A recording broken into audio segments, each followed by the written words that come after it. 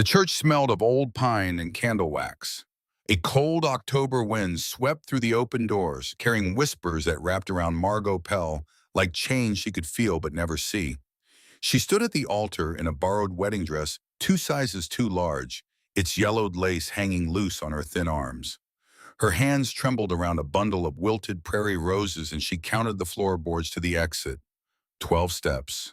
Only 12. For one desperate, flickering moment, she wondered if she could run. Her legs were young, her body was light. 12 steps was nothing, really. A girl could cover that distance in 3 seconds, maybe 4.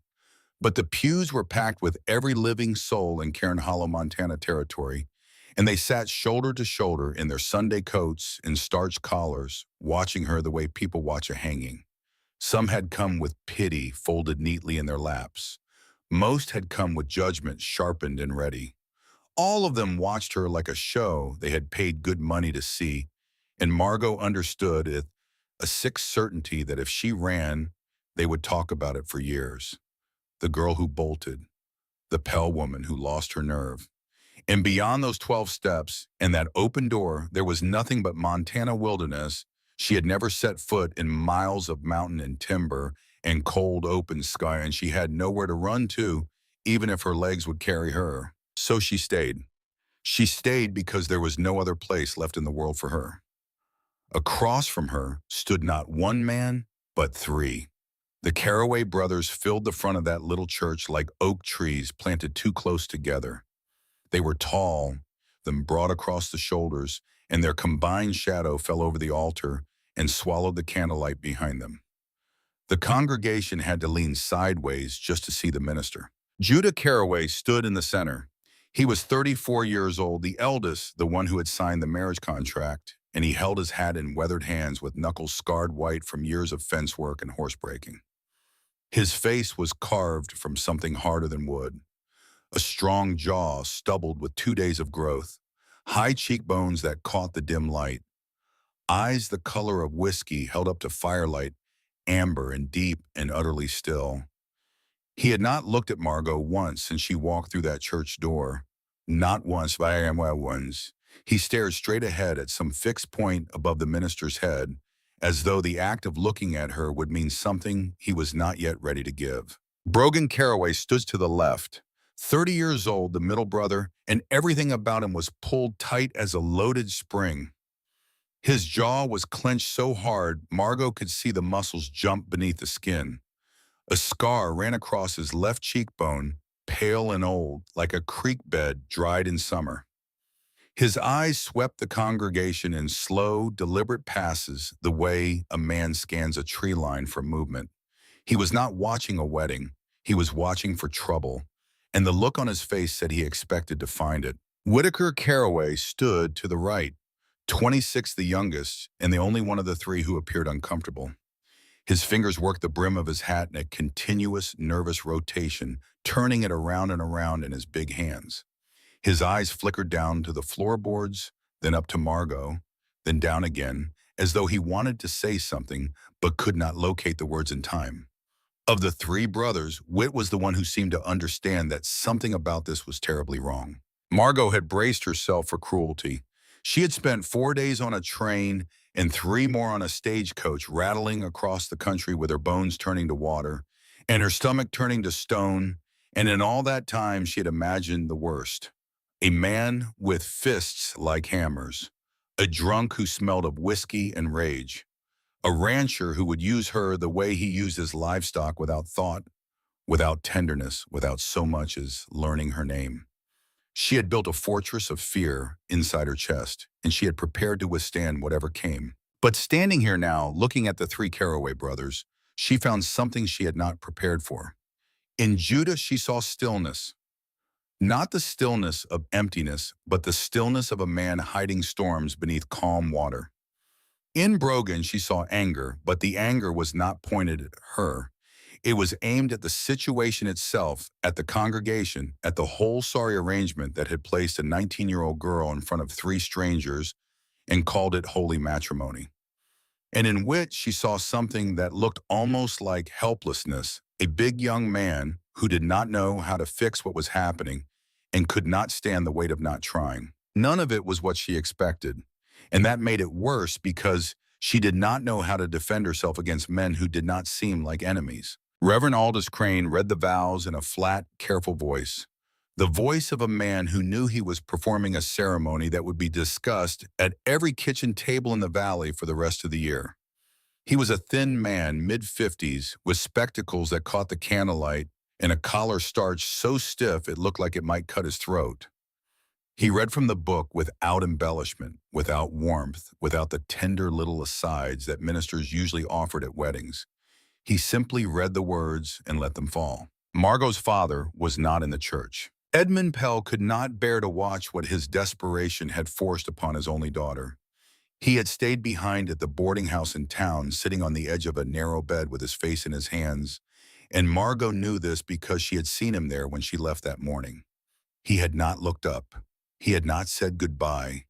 He had simply sat there, a broken man in a borrowed room, and the last image Margot carried of her father was the curve of his spine and the tremble of his shoulders. The story that had brought her here was simple and brutal.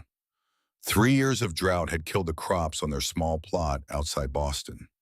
The general store her father had run for 20 years went under when the suppliers stopped extending credit. The bank circled like a vulture.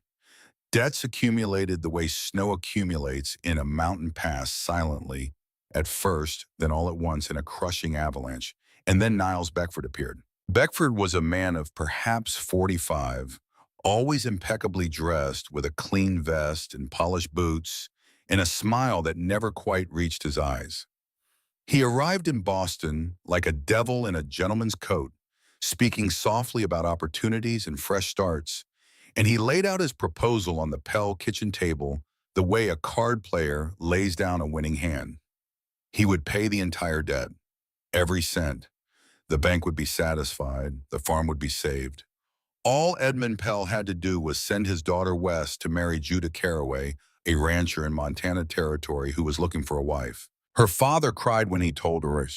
He sat across from her at that same kitchen table, and tears ran down his weathered cheeks and into the creases around his mouth, and he could barely get the words out. But he had already signed. The deal was done.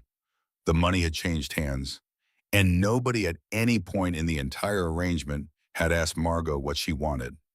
So here she stood, 19 years old, in a church that smelled of mean and judgment, in a dress that did not fit, in front of 3 men she had never seen before today. When the minister spoke her name, her breath caught like a bird striking glass.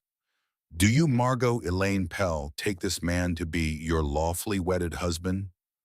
The whole room leaned forward, every head tilted, every ear strained.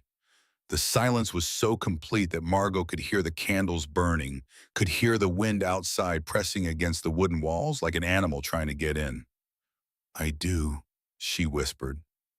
Her voice cracked on the second word, thin as ice breaking under weight, and the sound of it seemed to ripple outward through the congregation like a stone dropped in still water. The minister turned to Judah. Everyone expected the standard response, the same 2 words every groom had spoken in this church since it was built. But Judah spoke differently. "I will." Not "I do, I will." A murmur rolled through the pews like distant thunder moving across a valley. Heads turned, eyes narrowed. Brogan looked at his brother sharply, one eyebrow rising. Witt stopped turning his hat. Even Reverend Crane paused, his finger hovering over the page, uncertain whether to continue or ask for clarification. "I will." The words carried a different weight entirely. "I do" was a statement of the present, a simple declaration that required nothing more than the moment itself. But "I will" was a promise aimed at the future.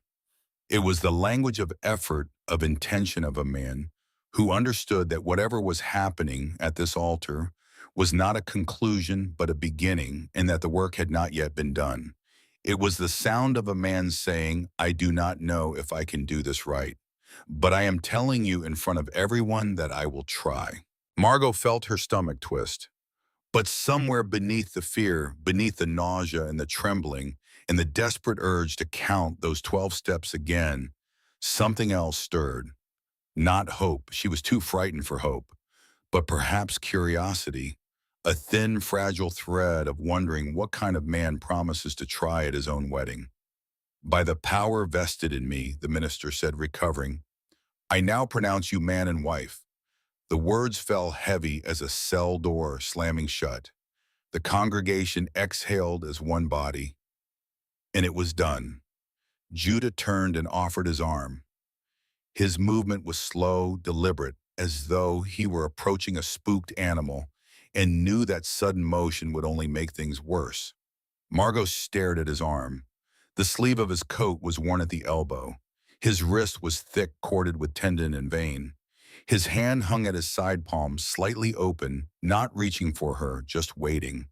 She placed her fingers on his sleeve. The fabric was rough under her skin. His arm was steady, solid as a fence post, and he held it perfectly still while she adjusted to the weight of touching him. He did not pull her closer. He did not squeeze. He simply walked. Brogan fell in behind them, his eyes still sweeping the congregation, and Whit brought up the rear, casting one last uncertain look back at the altar before following his brothers down the aisle. They walked through a tunnel of staring eyes, through the doors, into the cold. Outside, the wind bit hard. The Montana sky stretched above them in an enormous bowl of pale gray, and the mountains rose on every side, dark with timber, their peaks already dusted with early snow. It was a landscape of such immense and indifferent beauty that Margot felt herself shrink inside. It felt herself become very small and very temporary against all that rock and sky. Judah helped her up into the wagon. His hands moved with a quietness that felt almost like an apology. Each gesture careful, each movement measured, as though he had rehearsed this and was trying to get it exactly right. When his fingers accidentally brushed her elbow, Margot flinched. It was involuntary, a reflex born of fear, and she regretted it immediately. But it was too late. Judah noticed. He stepped back at once, putting a full arm's length of cold air between them, and his face showed nothing. No offense, no hurt. Just a quiet acceptance of her boundaries that was somehow worse than anger would have been. Brogan was already mounted on a big roan gelding, his back to the wagon, his face turned toward the mountains. Whit climbed into the wagon bed behind the bench seat, settling among the supplies with his long legs folded beneath him. As the wagon rolled past the boarding house, Margot saw that the window of her father's room was dark. Whit, who had been in town earlier that morning for supply, mentioned quietly that the eastbound stage had left an hour before the wedding. Edmund Pell was already gone, headed back to Boston, with the weight of what he had done pressing him into the hard wooden seat of a coach he could barely afford. He had not waited to see his daughter married. He had not been able to bear it. I'm Judah, the eldest brother said quietly as he gathered the reins. Reckon you know that already. Margot nodded without speaking. You all right, Miss Pell? It's Mrs. Carroway now, she whispered. The name tasted foreign on her tongue, bitter as medicine she had not agreed to take. Judah did not answer right away. He clicked to the horses, and the wagon lurched forward. The wheels ground against frozen dirt. The town of Cairn Hollow began to shrink behind them, its dozen buildings growing small and then smaller, and the faces in the windows and doorways receded into the distance like ghosts returning to their graves. Only if you want it to be, Judah said at last. From the wagon bed, Whit cleared his throat. It's a fair distance to the ranch.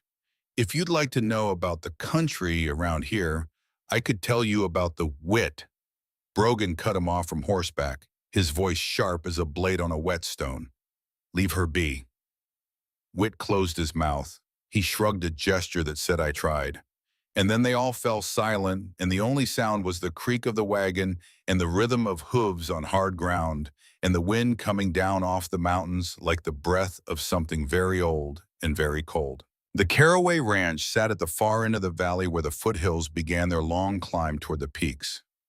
It emerged from the landscape as the last light of day poured gold across the ridgeline, and for a moment, just a moment, Margot forgot to be afraid. It was a big timber house, built on stone foundations with wide porches wrapping around three sides and windows that caught the sunset and held it like lanterns.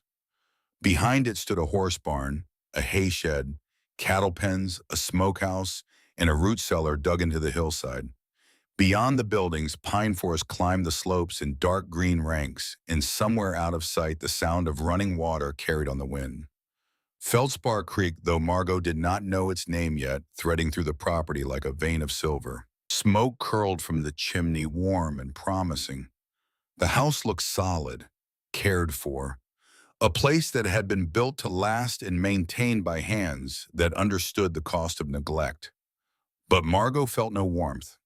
She felt only the enormity of her situation settling around her shoulders like a yoke. Judah helped her down from the wagon. She stepped away, immediately putting distance between them without thinking about it. He did not follow. "I'll show you inside," he said carefully. Brogan had already dismounted and was leading the horses toward the barn without a word. Whit climbed down from the wagon bed and followed Judah and Margot toward the house, keeping several paces behind, close enough to be present, but far enough to give them room.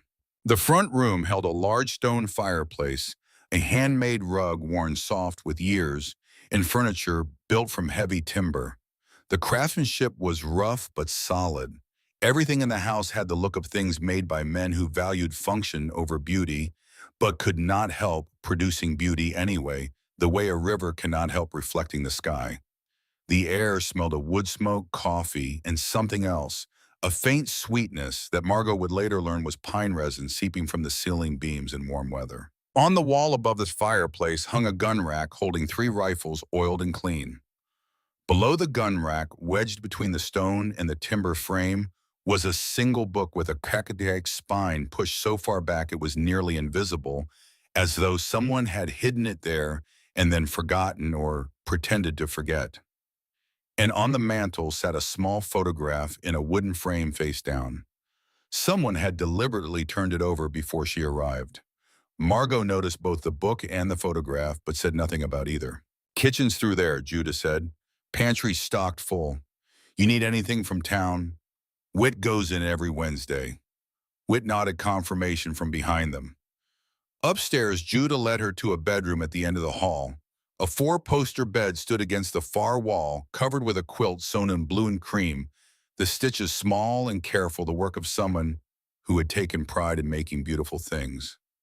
A washstand waited beside a window that faced the mountains, and in the last light of evening, the peaks were turning purple against the darkening sky. On the inside of the door, there was a lock. Brass, gleaming, brand new.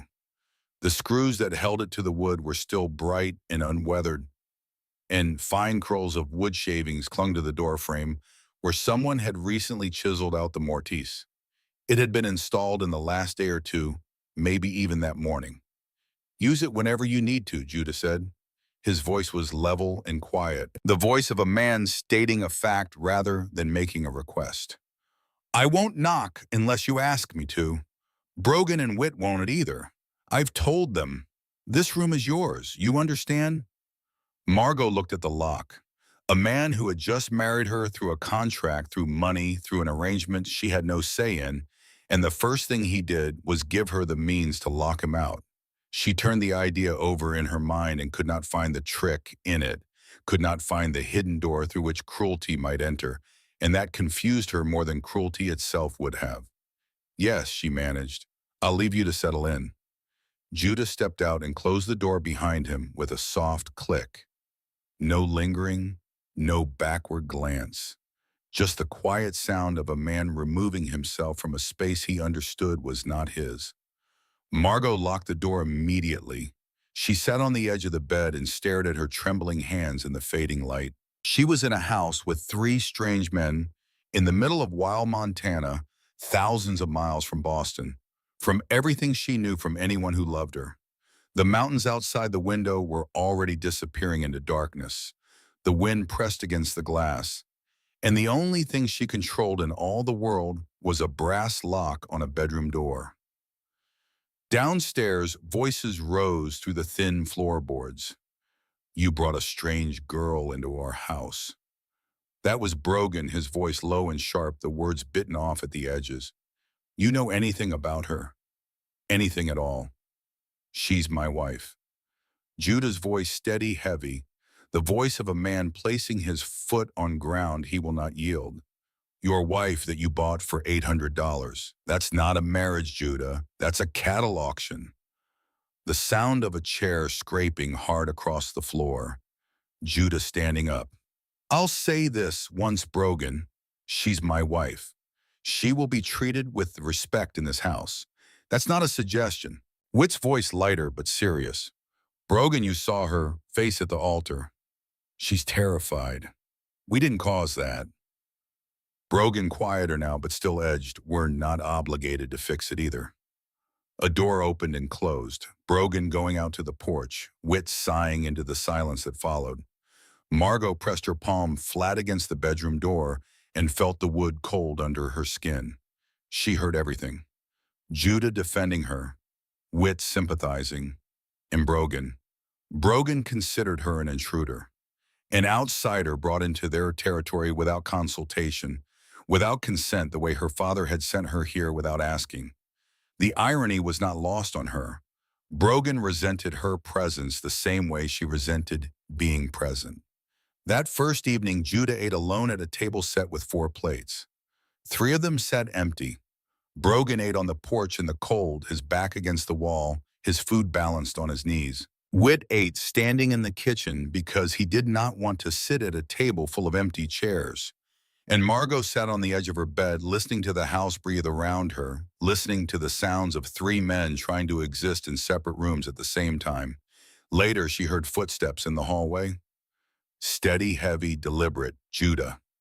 They stopped outside her door. She held her breath. There was no knock, only the soft sound of something being placed on the floor. Then the footsteps retreated, growing fainter, until they disappeared down the stairs. When she opened the door, she found warm biscuits, wrapped in a cloth napkin, sitting on the hallway floor, like an offering left at a threshold the giver would not cross. Morning came gray and cold. Margot found the biscuits and ate them sitting on her bed with the quilt pulled around her shoulders. They were honest food made without finesse but with good ingredients, and they were still warm enough to soften the edge of her fear by the smallest possible degree. She crept downstairs and heard voices in the kitchen. Town's talking, Judah. That was Witt, careful, reluctant, like a man delivering news he wished he did not have. Town can keep talking, Judah answered firm and cold. They're saying you got yourself a pretty bargain. Witt's voice was uncomfortable because he hated repeating the words. She is not a bargain. And something in Judah's voice when he said it, some quality of quiet iron, made Margot press her palm against the doorframe and hold very still. She is my wife. Brogan from a corner of the table snorted. Your wife that you'd never met before last week. That will change, Judah said evenly. Or it won't, but she is respected in this house. Both of you hear me. Brogan did not answer, but he did not argue either. Witt nodded. 3 days passed like that, 4 people moving through the same house like ghosts, careful never to touch, never to speak more than necessary, never to occupy the same room for longer than it took to pass through. Judah maintained his distance with the discipline of a man who understood that trust once demanded can never be given. He did not knock on her door. He did not ask her to eat with him.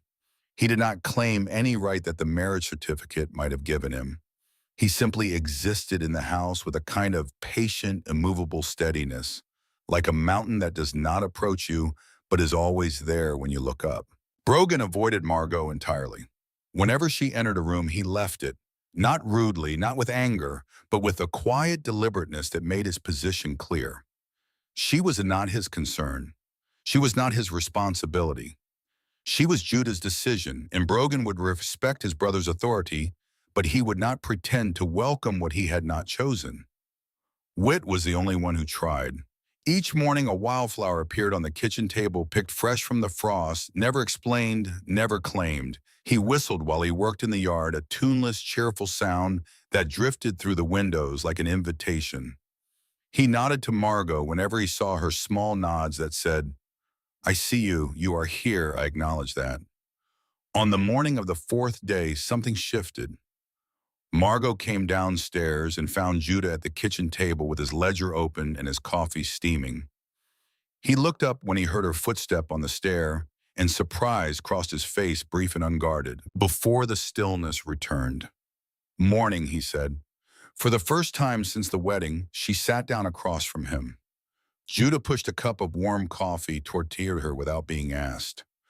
Margot wrapped her hands around it, feeling the heat seep into her fingers, into her palms, into the cold knot that had taken up permanent residence in her chest. The air between them was fragile as glass held over a stone floor.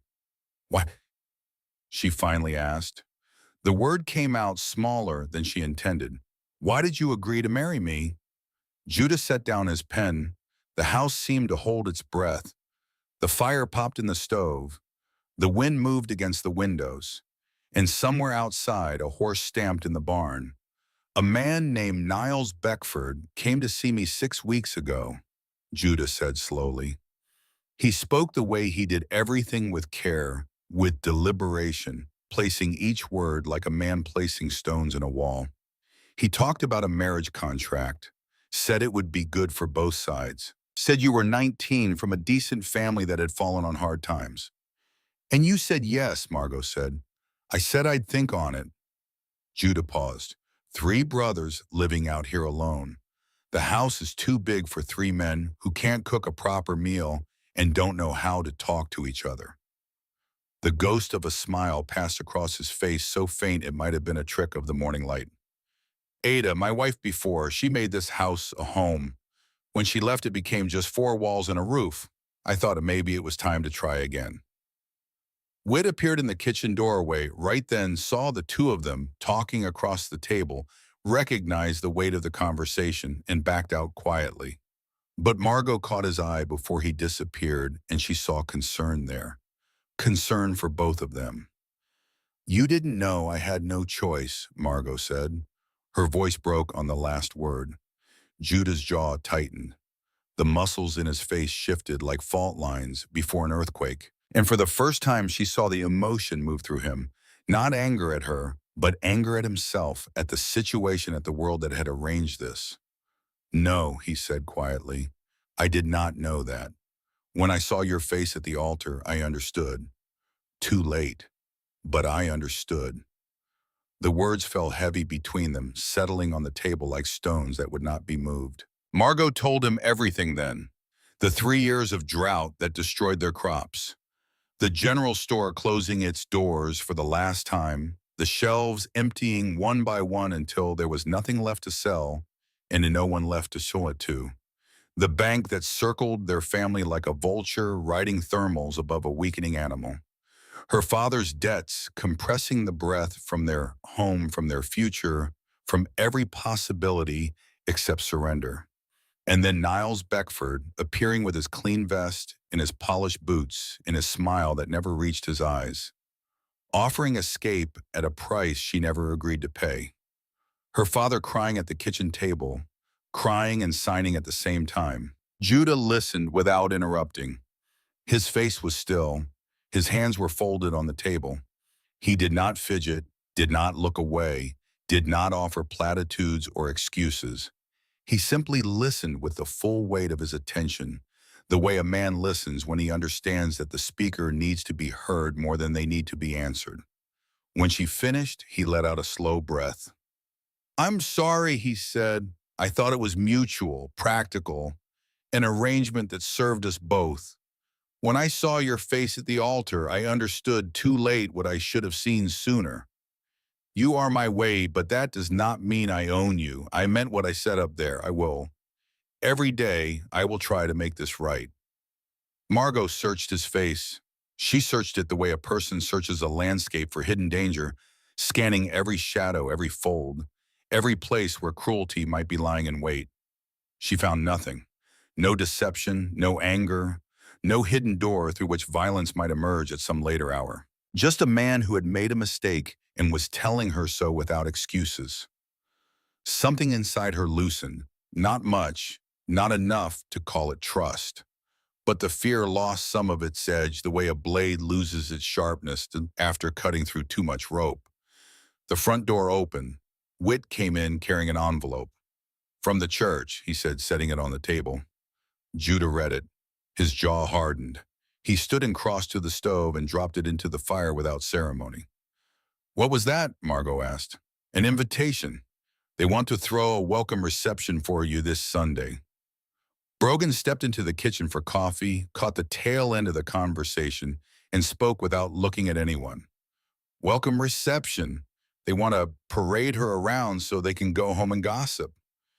"Do we have to go?" Margot asked. "We're not going," Judah said without hesitation. And Brogan, for the first time since the wedding, nodded in agreement with his brother. That night, Margot left her bedroom door cracked open. Not wide, just enough for lamplight to spill into the hallway, a thin golden line across the dark floorboards. It was such a small thing, the distance between locked and cracked, but in the language of trust, it meant something enormous. Judah passed in the hallway. He saw the light. He stopped for 1 second, maybe two. Then he walked on without a word. Whit came after, noticed the sliver of light, and smiled. A quiet, private smile that no one was meant to see. Brogan was last. He stood at the far end of the hall and looked at that crack of light for longer than his brothers had. His eyes were no longer hostile. They were watchful, cautious, the eyes of a man recalibrating a judgment he had made too quickly. Next morning, fresh bread waited on the kitchen table, warm and whole with a golden crust that was only slightly uneven. Whit had risen before dawn to knead the dough. Margot found him in the kitchen with flour on his hands and in his hair, and a streak of it across his jaw. "Don't tell Judah," he said. "He'll think I'm trying to win you over." "You are trying to win me over," Margot said, and she surprised herself because it was nearly a joke, and she had not thought she had any jokes left inside her. Whit grinned. "True, but I'd like to keep my dignity." 2 weeks passed. A rhythm formed without anyone planning it, the way water finds its own channel down a mountainside. Judah rose before dawn to tend the cattle. Brogan mended fences, split firewood, rode the property line, each day in a long solitary circuit that took him from first light to last. He left the house before Margot woke and returned after she had gone upstairs, and whether this was avoidance or simply the pattern of a man who preferred the company of open sky, she could not tell. Whit bridged the gaps. He taught Margot to tell the difference between the song of a meadowlark and the chatter of a magpie. He showed her how to build a fire in the stove without smoking out the kitchen. He told her stories about the valley, about the winters that buried the fences, about the spring floods that turned the creek into a river, about the elk that came down from the high country when the snow got deep. Margot learned to bake bread without burning it. She patched Judah's favorite shirt where the seam had split at the shoulder using small, careful stitches she had learned from her mother. She learned the sound of each brother's footsteps the way a person learns the voices of a house. Judah was heavy and even the steady cadence of a man who never hurried because he had already decided where he was going. Brogan was quick and decisive boots, striking the floor with military precision. Whit was light and slightly chaotic, the footsteps of a man who was always on his way to two places at once. She noticed things. The photograph on the mantel still face down. The way Judah sometimes paused at the bottom of the stairs and looked up toward her room, then turned away. The way Whit hummed while he worked, always the same tune, something slow and sweet that she did not recognize. The way Brogan kept his distance but could always be found nearby, never in the same room but never more than a shout away, as though guarding her without admitting he was guarding her. And then one afternoon in late October, she found something that changed the way she understood Brogan Caraway. She came back from the kitchen, and there it was sitting on the floor outside her bedroom door. A bucket of hot water, not warm, hot, steam rising from the surface in thin white curls. The handle was wrapped in a rag to keep it from burning whoever carried it. Nobody knocked. Nobody said a word. Just the sound of heavy, quick footsteps descending the stairs. Margot stood there looking at the bucket, and something tightened in her chest. Judah and Whit drew water from the well behind the house. It was good water, clean and cold. But the hot springs were up on the mountain, a hard climb along a narrow trail that switched back through dense timber. It was a 2-hour round trip, maybe more with a full bucket. Only Brogan made that climb because Brogan was the one who knew the mountain the way other men knew their own hands. Brogan Caraway, the one who would not look at her, the one who left the room when she entered, the one who had called her marriage a cattle auction. That man had climbed a mountain and carried hot water down a narrow trail through pine forests so that she could wash and come for it on a cold evening. Margot looked at the steam rising from the bucket. She looked at the wet boot prints on the hallway floor already starting to dry. And she understood something about these mountain men that no words could have taught her. They spoke little and did much. Their care moved in silence quieter than wind through the pines, and you could miss it entirely if you were not paying attention. But once you saw it, once you understood the language, they actually spoke the language of action and gesture and quiet, stubborn devotion. You could never unsee it. She carried the bucket inside and closed her door. And for the first time since she arrived at the Caraway Ranch, Margot Pell, who was now Margot Caraway, whether she wanted to be or not, allowed herself to wonder if she might belong here after all. On a clear morning in the third week, Judah asked Margot if she wanted to learn to ride. They were standing on the porch, the valley spread out before them in shades of brown and gold, the frost still clinging to the fence posts in white crystals that caught the early light. Judah had been watching the horses in the corral, his coffee steaming in his hand, and the question came out of him the way most things came out of him, quietly, without preamble, as though he had been thinking about it for days and had simply waited for the right moment to let it loose. "You don't have to," he added. "Just thought it might be useful, living out here." Fear tightened around Margot's ribs like a cinch being pulled too fast. She had never been on a horse. She had never been near a horse, really, not the way these men were near horses, not with that easy, wordless intimacy that came from years of depending on an animal to carry you through country that would kill you without one. The horses in the Caraway Corral were not the tired carriage animals she had seen in Boston. They were big-muscled, alive, with a kind of restless energy that made her palms sweat. But she nodded, because saying no meant staying inside the house, and staying inside the house meant remaining a guest in a place that was supposed to be her home, and she was tired of being afraid of every new thing this land presented to her. Judah brought out a chestnut mare with large brown eyes and a white blaze running down her face like a brushstroke. The horse stood calmly while Judah adjusted the saddle, her ears flicking forward and back. And when Margot approached the mare, turned her head, and regarded her with an expression of such patient gentleness that some of the fear drained away. "This is Bramble," Judah said. "Steadiest horse on the ranch. She won't spook and she won't bolt. She'll take care of you." He showed Margot how to hold the reins, how to sit in the saddle with her weight balanced, how to guide with her knees rather than pulling on the bit. His instructions were simple and clear, delivered in that low, unhurried voice, and his hands only touched hers when absolutely necessary, brief contacts that he withdrew from, immediately giving her space to learn without feeling crowded. Whit leaned against the corral fence with his arms folded across the top rail, watching with an expression of cheerful encouragement. He whistled a few bars of something tuneless and gave Margot a thumbs up when she managed to get Bramble walking in a straight line. Brogan sat on the porch. He had a piece of harness leather in his hands and a repair awl, and he appeared to be entirely focused on his work. But Margot caught him looking up. Once, twice, 3 times. Quick glances stolen between stitches as though he could not help himself but did not want anyone to know it.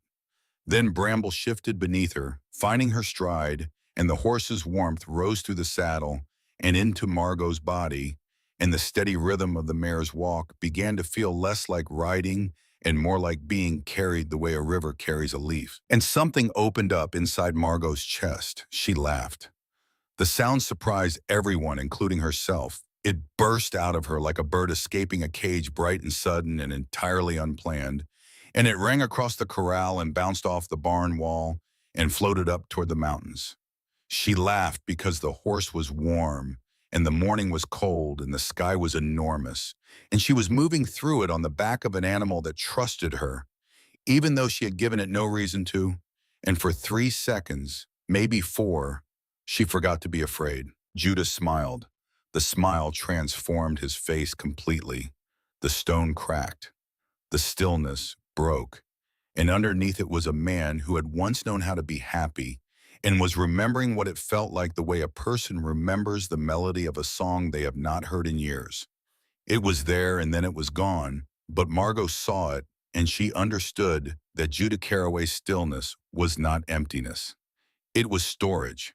He kept everything inside because he had lost too much to risk leaving anything in the open. Whit clapped his hands once and let out a whoop that startled the chickens. And Brogan stopped working on the harness leather. He lifted his head and looked at Margot on the horse, and his face did something she had never seen it do before. The hardness left it. The suspicion left it. The perpetual vigilance that pulled his features tight relaxed just for a moment, and what remained was surprise. Pure, unguarded surprise, as though the sound of laughter was something he had forgotten existed, a frequency his ears had stopped listening for years ago. He did not smile. Brogan Carraway was not built for smiling. But the absence of his usual scowl was in its own way more meaningful than any smile could have been. On Wednesday, they rode into town for supplies, all four of them together, which was something Karen Hollow had not seen before and was not prepared for. Judah drove the wagon with Margot beside him on the bench seat. Brogan rode his roan gelding alongside, sitting tall in the saddle with his hat pulled low. Whit rode on the other side, mounted on a buckskin mare carrying a rifle across his saddle bow and a leather scabbard. Karen Hollow watched from windows and doorways. The town was small, a single main street of unpainted buildings strung along the valley floor, like beads on a wire. A general store, a blacksmith, a feedlot, a saloon, a church, a handful of houses clustered together as though huddling for warmth against the mountain wind. Perhaps 200 people lived here, and every one of them knew every other one's business in the arrival of Margot Pell. Now Carraway was the most interesting thing that had happened in Karen Hollow since the spring floods took out the footbridge 2 years ago. Women whispered behind gloved hands on the boardwalk. Men leaned in doorways with their arms crossed and their expressions knowing. Children pressed their faces against store windows and stared with the uncomplicated curiosity that only children possess. Inside the general store, Della Scoggins weighed flour on the brass scale without meeting Margot's eyes. Della was a woman in her 50s with iron gray hair which pulled into a bun so tight it seemed to stretch the skin of her face, and she conducted every transaction with a brisk efficiency that left no room for pleasantries. She measured, she weighed, she calculated, she named the price. And through all of it, she looked at the scale, at the counter, at her own hands, at anything and everything, except the young woman standing in front of her. Margot felt the silence like a physical thing. The other customers in the store had stopped pretending to shop. They stood among the shelves holding items they had no intention of buying, watching her with the rapt attention of an audience at a theater performance. She could feel their eyes on the back of her neck, on her borrowed dress, on her thin wrists, on the wedding ring that sat on her finger like a brand. Outside, a cowboy was leaning against a porch post with a bottle in his hand and a grin on his face. He was young mid-20s with the loose posture of a man who had been drinking since breakfast. And when Margot and the Carraway brothers emerged from the store, he pushed himself upright and blocked the boardwalk with his body. "Well now," he said, loud enough for the whole street to hear. "How's married life, Mrs. Carraway? 3 husbands at once. How do you pick which one gets the honor each evening?" The words landed like a slap. Shame burned through Margot's chest and climbed into her face. The street went quiet. Women on the boardwalk froze with their hands over their mouths. Men in doorways exchanged glances. The whole town held its breath and waited to see what would happen next. What happened next was Brogan. Before Judah could step forward, before Whit could set down the supplies he was carrying, before Margot could find her voice or her composure or any of the courage she had been slowly assembling over the past 3 weeks, Brogan Caraway moved. He did not rush. He did not shout. He simply stepped off the boardwalk and walked toward the cowboy with a stride that covered ground, the way a rock slide covers ground, inevitable and unhurried, and his shadow fell over the younger man like a door closing on daylight. "Say that again," Brogan said. His voice was so low it barely carried a frequency that seemed to vibrate in the chest rather than reach the ears. "Say it again so I can be sure I heard you right." The grin died on the cowboy's face. It did not fade. It died, suddenly and completely, the way a fire dies when you throw dirt on it. He looked up at Brogan, and whatever he saw there made him take a step backward, and then another, and the bottle in his hand trembled. "Didn't mean nothing," the man muttered. "Then say nothing," Judah added from behind Brogan, his voice calm as still water, but carrying the same weight, the same promise. The cowboy retreated. He ducked around the corner of the building and disappeared, and the sound of his unsteady footsteps faded into the alley behind the saloon. The street exhaled. Women resumed their whispering. Men went back to their doorways. The show was over. But Margot stood on the boardwalk with her heart hammering against her ribs, staring at Brogan Caraway's back, and something fundamental shifted inside her understanding of this man. Brogan, who had opposed the marriage from the beginning. Brogan, who had called it a cattle auction. Brogan, who avoided her in the house, who left the room when she entered, who had not spoken directly to her since the day she arrived. That man had just placed himself between her and humiliation without being asked, without hesitation, and not because she was Judah's wife. The look in his eyes when he confronted the cowboy had nothing to do with protecting his brother's property. It had everything to do with a principle that was older and deeper than any marriage contract. No one disrespected a woman under the Caraway name. No one. That was the law Brogan lived by, and he would enforce it without regard for his personal feelings about the woman in question. In the wagon on the way home, Margot stared at her hands in her lap. "I'm sorry," she whispered. "For what?" Judah asked. "For the gossip. For how they look at you now, at all of you." "They can look all they want," Judah said. "What matters is you're here, you're safe." Then Brogan spoke, directly to Margot, for the first time since she had arrived at the Caraway Ranch. "Men in that town are all talk," he said. His voice was blunt, the words cut short at the edges, the way he cut everything short, but underneath the roughness, there was something she had not expected to hear. Not warmth exactly. Brogan was not built for warmth, but acknowledgement. An admission that she existed in his world, that she occupied space he was willing to defend even if he was not ready to explain why. Whit, riding alongside the wagon, grinned. "Brogan just said more to you than he said to me in a month. Mark the calendar." Brogan shot him a look that could have cured leather, but Margot smiled. A real smile directed at Brogan, and he did not turn away from it. He held her gaze for 2 seconds, maybe 3, before looking back at the road. And those 2 or 3 seconds were in their own quiet way a door opening. That evening, Margot found Whit in the yard behind the house, kneeling in the cold dirt with his hands black with soil. He was digging small holes in a careful row, spacing them with the precision of a man who had done this before. "What are those?" she asked. "Tulip bulbs," Whit said. "For spring." "You think I'll still be here come spring?" Whit looked up. His face, usually animated with humor or mischief, was serious. His eyes held hers with an earnestness that startled her. "I hope so," he said. "This house needs someone who knows how to laugh. The last person who laughed here was—" He stopped. His eyes darkened the way a sky darkens when a cloud passes across the sun. "Ada," he finished quietly.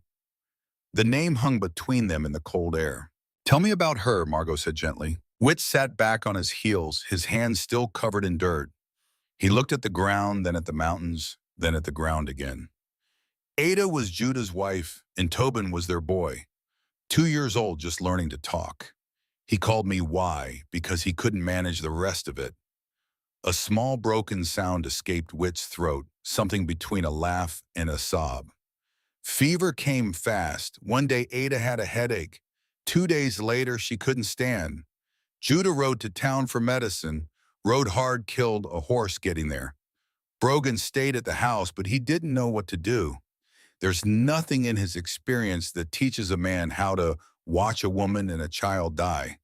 He tried. Cold cloths, water, prayer even, and Brogan doesn't pray. It wasn't enough. It wasn't. Witt's voice went thin, threadbare, the voice of a man unraveling a thread he had kept wound tight for 5 years. Brogan was the one who found them after. He was the one who dug the graves. 2 graves in frozen ground, and the ground was so hard he broke the handle off the pickaxe and finished with a hand axe, and by the time he was done, his hands were bleeding so bad the blood froze on his knuckles. He wrapped them in his shirt and kept digging. Margot said nothing. There was nothing to say. She sat down on the cold ground beside Witt and waited. And me. Witt's hands clenched in the dirt. I was in the saloon, drinking. Brogan sent a boy to fetch me. The boy found me at a table with a bottle and a hand of cards, and I didn't believe it at first. I thought it was just a fever, that she'd be fine by morning. I played another hand, finished my drink. He closed his eyes. I got home 2 hours late. Ada was gone. Tobin was gone. Brogan was in the yard with broken hands and 2 fresh graves, and he looked at me and he didn't say a word. He didn't have to. Everything he needed to say was in his eyes. You stopped drinking, Margot said. Not a question, a statement, because she had noticed that Witt never touched anything stronger than coffee, never mentioned alcohol, never even looked at the bottles on the shelf in the general store. Quit cold, haven't touched a drop in 5 years. He opened his eyes and there was a rawness in them that made Margot's chest ache. But Brogan, he's never said it outright, never accused me, but I know every time he looks at me I see that night in his eyes, the broken pickaxe handle, the frozen blood on his hands, and me 2 hours late with whiskey on my breath. He's never forgiven me for that. Not completely. The silence between them was vast and cold, and the mountains stood around them like witnesses to a grief that had no statute of limitations. Margot understood now. The house was not just missing a woman, it was missing forgiveness. 3 brothers, each carrying a wound from the same night, but each wound different. Each guilt shaped differently, and none of them had ever spoken of it aloud until this moment. Judah carried the guilt of having left. He had ridden to town for medicine, and while he was gone, everything he loved had died. He was not there for the final moments, not there to hold Ada's hand, or feel Tobin's forehead, or whisper the words that a husband and father should whisper at the end. Brogan carried the horror of staying. He had watched death come and had fought it with nothing but cold cloths and prayer and his own bare hands. And he had lost, and then he had dug the graves because there was nobody else to dig them. And the act of burying his brother's wife and child alone in frozen ground had calcified something inside him that might never soften again. And Witt carried the shame of absence. He had been drinking while his family died, playing cards while Brogan broke his hands in the frozen earth, and no amount of sobriety could undo the fact that he had not been there when it mattered most. 3 wounds, one night, and the fracture between Brogan and Witt, the cold distance that neither brother would name or address, that was the most dangerous unhealed injury in the Caraway house. November came sharp and cold. The temperature dropped each day like a stone falling into a well, and ice appeared on the edges of Feldspar Creek in the mornings, thin and clear as glass. The aspens had lost their leaves and stood naked against the sky, pale trunks gleaming like bones. One night, Margot woke to lamplight on the porch. She went to her window and looked down. Judah and Brogan were sitting side by side on the porch bench, 2 men sharing the cold darkness without speaking. Judah held a photograph in his hands, the same photograph from the mantel, the one that had been face down since Margot arrived. He was looking at it the way a man looks at a map of a country he can never return to. Brogan sat next to his brother with his elbows on his knees and his head bowed. They did not speak. They did not need to. They were sharing something that existed below language, a grief that had become ritual, repeated in the dark on nights when the weight of it became too heavy for one man to carry alone. The next night, Margot went downstairs and sat with them. Whit was already there, his back against a porch post, his eyes red. The four of them arranged themselves in the cold, without discussion, without awkwardness, as though this had been the arrangement all along, and they were simply completing a pattern that had been waiting for its final piece. Judah showed her the photograph. A woman with kind eyes and gentle features, dark hair pinned loosely, holding a child on her hip. The child was laughing, his small hand reaching toward the camera, mouth open in a grin that showed two tiny teeth. Ada, Judah said, and our son Tobin. Fever took them 5 years ago. I'm sorry, Margot whispered. Brogan spoke from the darkness, his voice rough as gravel. Don't apologize, you didn't cause it. That was Brogan's version of kindness. Blunt and graceless, but sincere in a way that polished words could never be. Judah looked at Margot. The lamplight caught the amber in his eyes and turned it to gold. Loving them doesn't mean I stop living, he said. It doesn't mean I can't care for someone else. The cold drove them inside. They sat around the fireplace, 4 people in one room, and it was the first time they had all been together in the same space without obligation or necessity, simply because they chose to be. Judah sat in the chair closest to the fire. Whit sat on the floor with his back against the wall. Brogan took the chair farthest from the group, but he was still within the circle of light, still inside the warmth. And the fact that he had not retreated to his room, or to the barn, or to the cold mountain trails he preferred, said more than any words he might have offered. A week later, another invitation arrived from the church. This one could not be burned. The church social, a gathering held every autumn where every woman in the valley was expected to attend. Refusal was possible, but inconspicuous refusal was its own kind of scandal, so in a place as small as Cairn Hollow. Margot agreed to go. She was tired of hiding. Sunday morning came bright and cold. The sky was the color of hammered steel, and the mountains wore fresh snow on their shoulders. Judah waited by the door in his good coat. Brogan and Whit stood behind him, dressed and ready, their hats in their hands. You don't have to do this, Judah said. I know, Margot answered, but I need to. We'll wait outside, Brogan said. It was an offer, not a command, and the distinction mattered. The church parlor smelled of tea and false smiles. Women gathered in tight circles, their voices dropping to murmurs, their eyes sliding toward the door with the predatory attentiveness of cats watching a mouse hole. When Margot entered, every conversation paused. Every head turned, every smile sharpened. Della Scoggins stepped forward. She was wearing her Sunday dress, dark gray, with white collar, and her expression combined hospitality with the cutting precision of a surgeon preparing an incision. Well then, Della said, and her voice carried across the room with practiced ease. Tell us, how does it feel to be bought and sold like livestock, 3 husbands at once? How do you divide the duties? Another woman laughed, a high, bright sound that had nothing to do with amusement. At least Caraway paid well. Your father got a good price. The room watched with the collective hunger of people who have been waiting for exactly this moment, for the public confrontation that would provide fuel for months of kitchen and table conversation. They watched Margot the way they would watch a dog that had been cornered, curious to see whether it would cower or bite. Something broke inside Margot, clean and clear like a bone snapping along a fault line that had been stressed too long. The break did not hurt. It clarified. It removed the weight of shame and fear and left behind something harder and brighter, something with edges.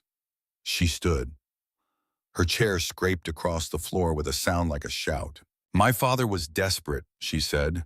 Her voice was steady, steadier than she had any right to expect, and it filled the room the way water fills a vessel, completely and without gaps. Your husbands, the men in this town, they could have helped. They could have extended credit, offered work, shown some fraction of the Christian charity that this church is supposed to represent. But they watched us drown and called it none of their business. Do not judge me for surviving when none of you have ever had to fight to live. Silence fell like a hammer on an anvil.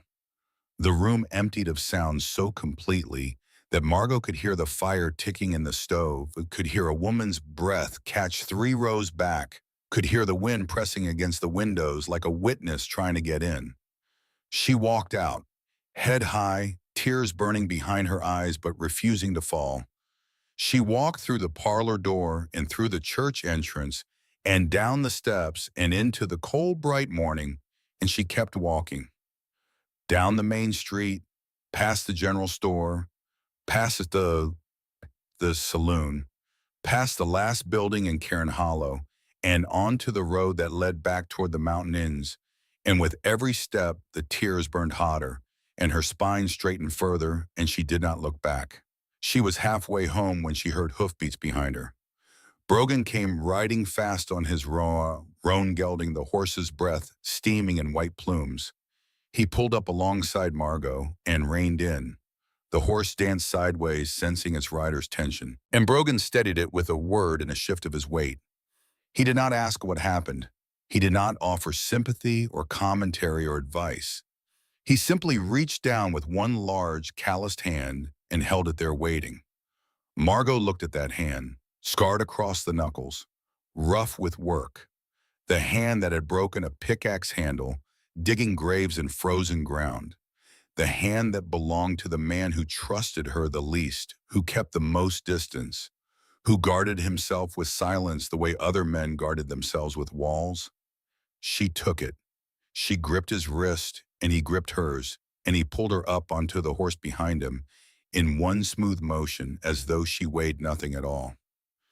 It was the first time she had touched any of the 3 Caraway brothers with trust rather than necessity. And the paradox was not lost on her that Brogan of all 3 was the first. On the ride home, Margot held the back of Brogan's coat because she needed something to grip. Brogan stiffened for 1 second when her hands closed on the fabric, and then he relaxed deliberately the way a man relaxes a fist he has been clenching too long. And he rode slower than he normally would. She could tell because she had watched him ride from the kitchen window, and Brogan Caraway did nothing slowly unless he chose to. He was choosing now, choosing to go gently so she would not be afraid. They did not speak for the entire ride, but the silence between them was different from every silence that had come before. It was not the silence of avoidance or hostility or indifference. It was the silence of 2 people who had reached an understanding that did not require words the way 2 animals recognize each other's scent and decide without discussion that they are not enemies. Back at the ranch, Judah and Whit were already on the porch. Judah's face was still controlled, but his eyes tracked Margot as she dismounted, checking for damage, the way a man checks a fence line after a storm. Whit was gripping the edge of the porch rail with both hands, his knuckles white, his jaw set in an expression of fury that looked foreign on his usually cheerful face. Margot told him everything. Della Scoggins's words, the laughter, the silence of the other women who had watched and said nothing complicit in their cowardice. Judah listened with his face still and focused, absorbing each detail the way dry ground absorbs rain. When she finished, he spoke. "They will not speak to you like that again." "You can't control them," Margot replied. "No," Judah said, stepping closer, "but I can make sure they hear me louder. Trust me." Brogan added from where he was unsaddling his horse. "And if they don't hear, I'll remind them." Whit, his voice tight with the anger he had been holding in. When Brogan reminds people, they remember for a long time. Margot looked at 3 pairs of amber eyes, the same shade, the same intensity, the same unyielding steadiness, as though the color had been poured from a single source and distributed among 3 vessels. "Yes," she said, "I trust you, all of you." That night, sleep would not come. Margot sat at the small table in her room with her packed bag at her feet and a folded letter beside the lamp. The house was quiet with the kind of silence that pressed against the chest and made the lungs work harder.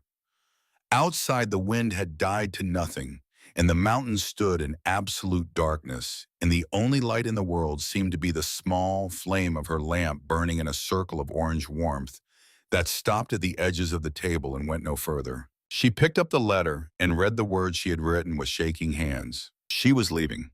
Not because of Judah, not because of Brogan, not because of Wit. She was leaving because of them, because they were good, because they had shown her kindness she had not expected and did not know how to repay, and because she could not bear the thought of being the reason the town of Karen Hollow turned against them. They had already lost enough. Ada, Tobin, 5 years of grief that had hollowed out the house and the men who lived in it.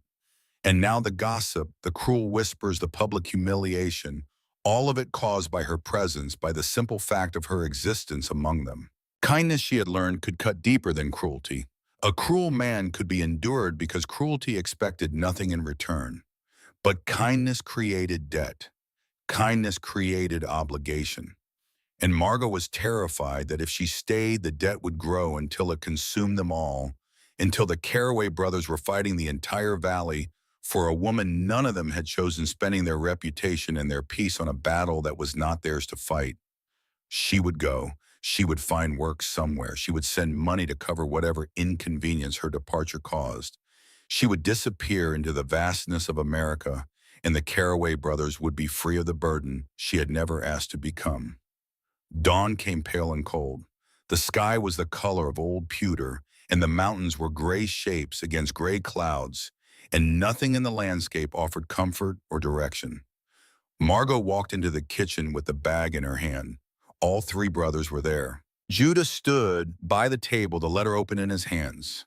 He looked older in the morning light, tired in a way that went deeper than sleep, a tiredness that had settled into the bones and the joints and the lines around his eyes, the accumulated exhaustion of a man who had been carrying weight for too long and had just been asked to carry more. Brogan leaned against the wall in the corner, arms crossed, reading Margot's face with the sharp assessing gaze of a man who trusted actions more than words and was trying to determine which of the two she was about to offer. Wit sat on the back door step with his shoulders turned away, but Margot could see them shaking. He had read the letter first. He was the one who had found it probably when he came down early to start the bread, and the trembling in his shoulders told her everything about what those words had cost him to read. Judah spoke first. "You're free to go," he said quietly. "You always were." The bag slipped from Margot's fingers and hit the floor. "Then why is it so hard to leave?" she asked, and her voice broke on the last word, and she hated it for breaking, and she hated herself for asking, and she hated the tears that were building behind her eyes like water behind a dam. Brogan moved. He stepped forward, away from the wall, and spoke directly to her for only the second time since she had arrived. His voice was rough, the words stripped of polish, delivered with the blunt sincerity that was the only language Brogan knew how to speak. "Because this is your home," he said, "whether you believe it or not." Margot stared at him. Brogan, the one who had called the marriage a cattle auction, the one who had refused to look at her, refused to sit with her, refused to acknowledge her existence for 3 solid weeks. And now he was standing in the kitchen, telling her this was her home. And the look in his eyes said he meant it with the same ferocity he brought to everything, the same uncompromising, granite-hard conviction that made him dig graves with broken hands and ride into the teeth of winter storms. Judah took a step toward her, then stopped, preserving the distance she had always needed, giving her room even now. "Why did you really marry me?" she asked him. Not the practical reason, not the arrangement, the truth. Judah took a long breath.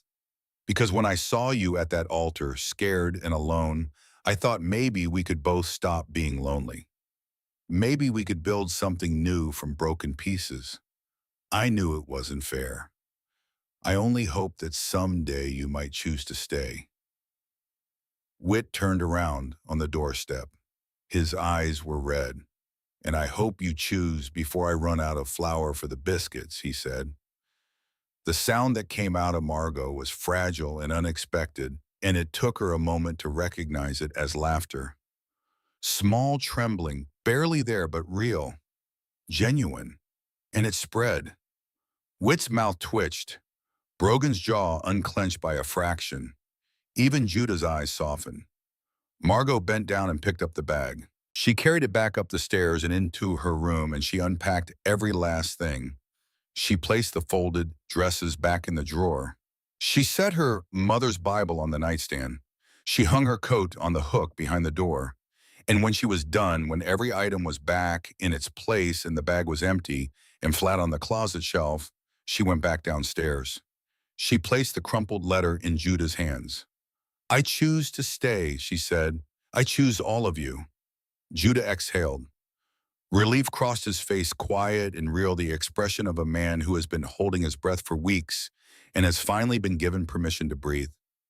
Brogan nodded once, sharp and decisive, a single motion of his head that carried the weight of absolute agreement.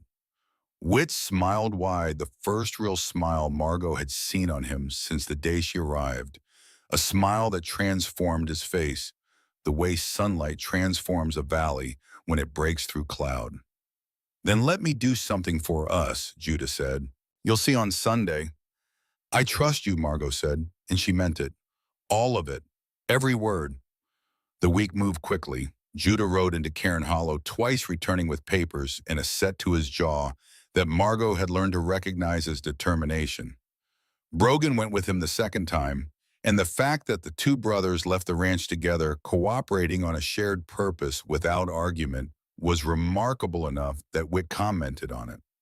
"Those two haven't ridden to town together in 3 years," Witt told Margot. "Not since they argued about selling the North Pasture and didn't speak for a month." "What changed?" Margot asked. Witt looked at her with an expression that was half amusement and half something deeper. "You did," he said simply. Witt stayed at the ranch with Margot during those trips.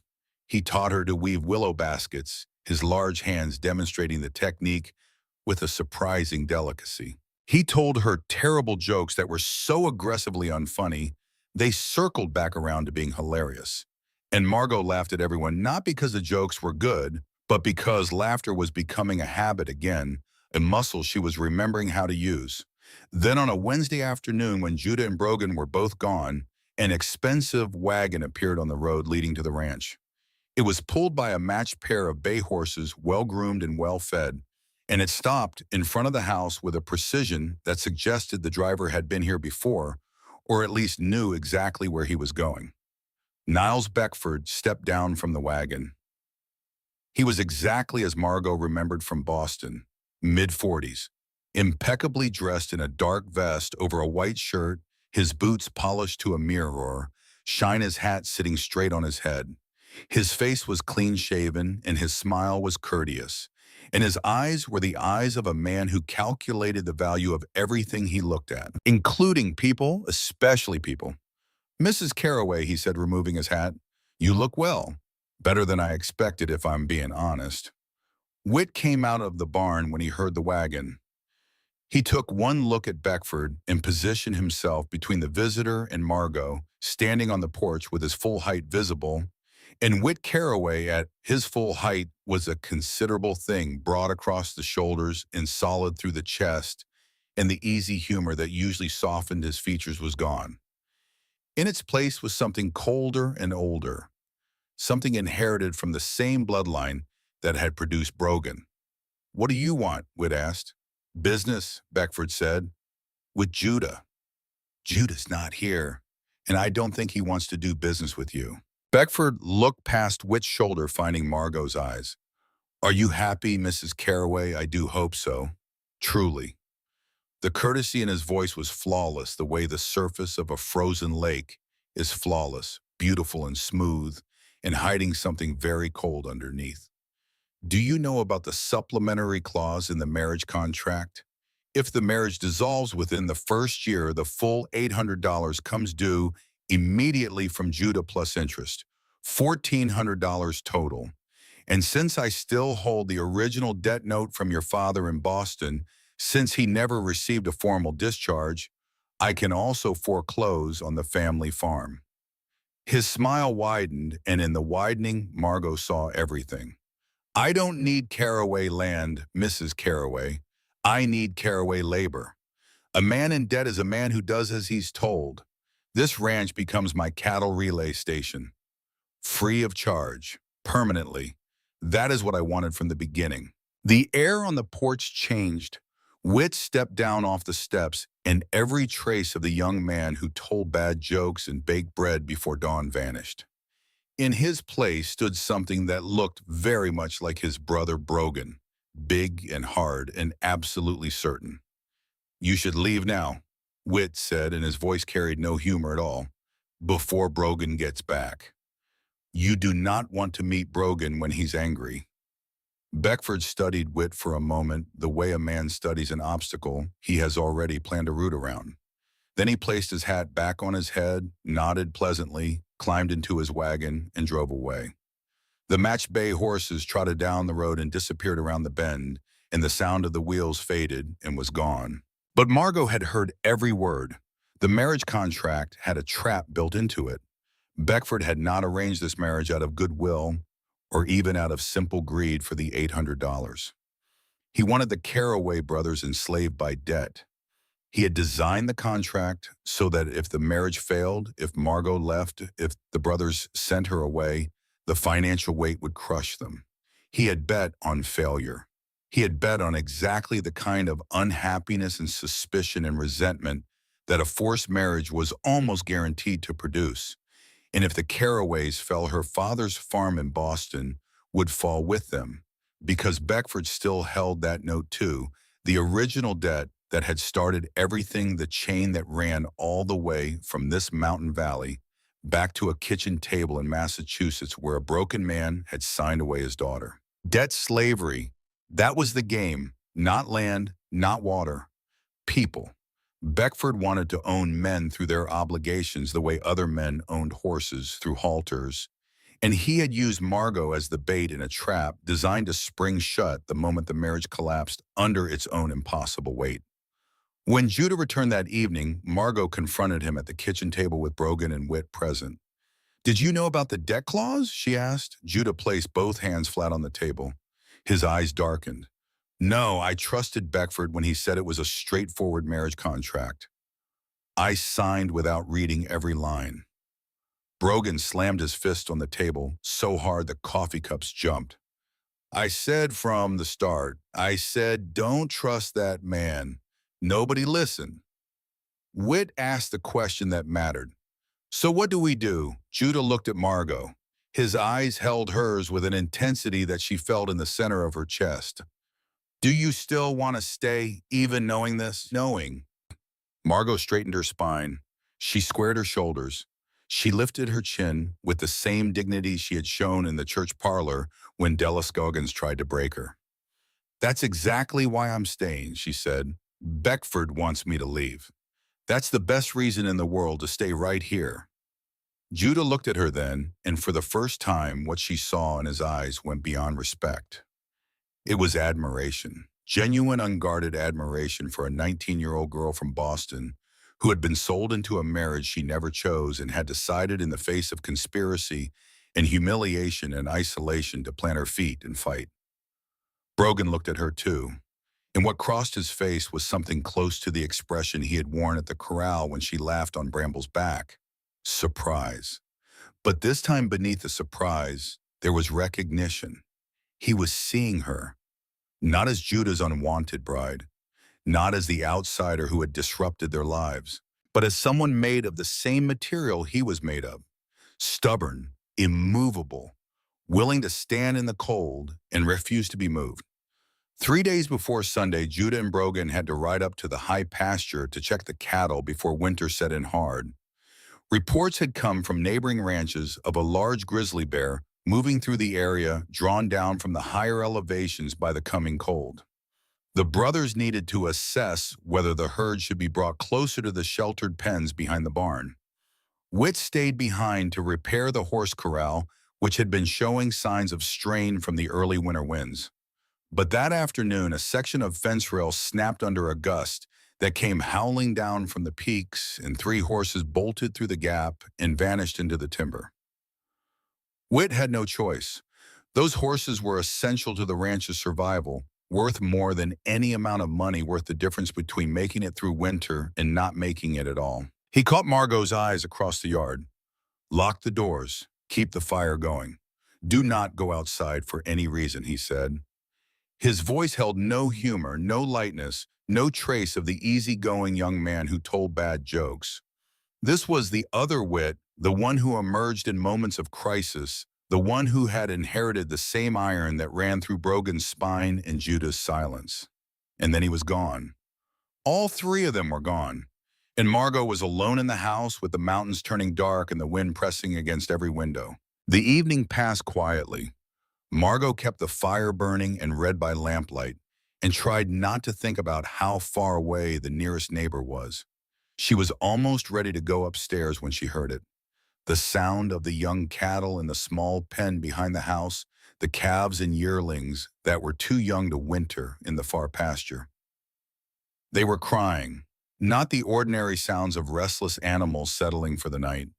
These were sounds of panic, high and sharp, the kind of noise that livestock make when something is hunting them. Margot went to the kitchen window and looked out into the moonlight. The shape that moved near the pen was enormous. It was darker than the darkness around it, a mass of muscle and fur that seemed to absorb the pale light rather than reflect it. The shoulders rose in a hump that was higher than the fence rails.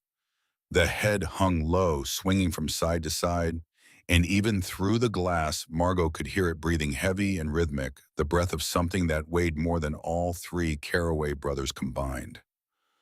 The grizzly. It was at the gate of the pen, testing the wood with claws that were longer than her fingers. The young cattle inside were pressed against the far wall, bawling in terror, climbing over each other in their desperation to get away from what they could smell and hear and sense with every fiber of their animal instinct. Margot's hands went cold. Her mouth went dry. Every rational part of her mind told her to stay inside to bar the door, to let the bear take what it wanted and count herself lucky to be behind walls. The cattle could be replaced. She could not. But then she thought about what those calves meant. Feed costs through winter, breeding stock for spring. The margin between a ranch that survived and a ranch that went under. She thought about Judah studying his ledger by lamplight, the careful columns of numbers that held the family's future in black ink. She thought about Brogan riding the fence line every day, checking every post, every wire, every joint, because he understood that a ranch was only as strong as its weakest point. She thought about Wit out in the dark right now, chasing horses through timber, risking his neck for animals that the family could not afford to lose. She could not let the bear take the calves. Not while she was the one here. Not while the house and everything in it had been placed in her keeping. Margot did not know how to shoot. The rifles hung on the rack above the fireplace, oiled and loaded, and she had never touched one. But she remembered something Wit had told her during one of his rambling stories about the valley. Bears fear fire. Bears fear noise. A bear will bluff a charge 9 times out of 10 if you stand your ground and make yourself large and loud. They are not evil, Wit had said. They are just hungry, and they are used to everything running away from them. She gathered every pot and pan from the kitchen. She took 3 rags from the cupboard, soaked them in lamp oil, and wrapped them around the ends of stove wood to make crude torches. She put on the heaviest coat she could find, the sheepskin-lined canvas that hung to her knees and smelled of horse sweat and pine sap, and she opened the back door. The cold hit her face like an open hand. The bear was 30 paces away, still working at the gate, and the sound of splintering wood told her the fence would not hold much longer. She lit the first torch. The flame caught and flared orange and hot, throwing wild shadows across the yard. Margot walked toward the bear. Her heart was hammering so hard she could feel it in her teeth. Her legs shook with every step. But she walked.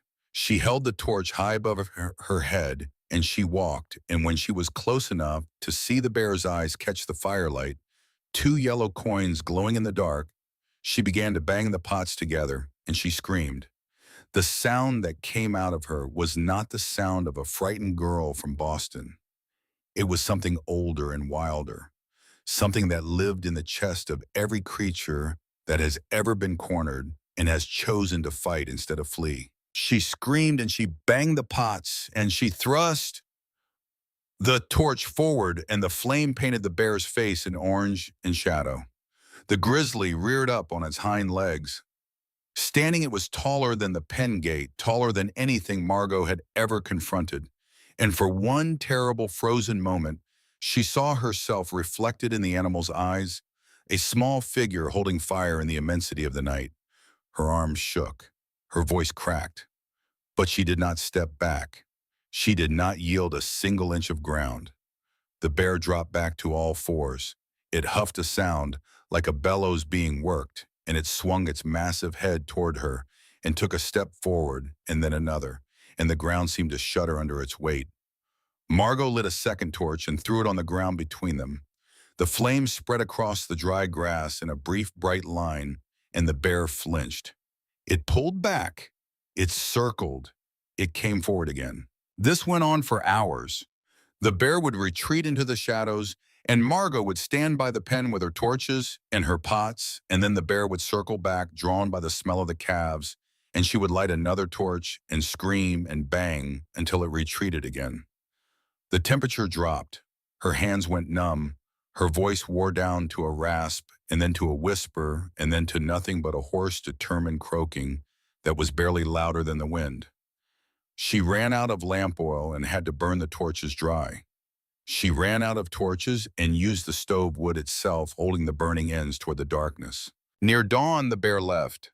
It turned and moved into the tree line above the ranch with a slowness that suggested not defeat, but indifference, the unhurried departure of a creature that had decided the effort was not worth the reward.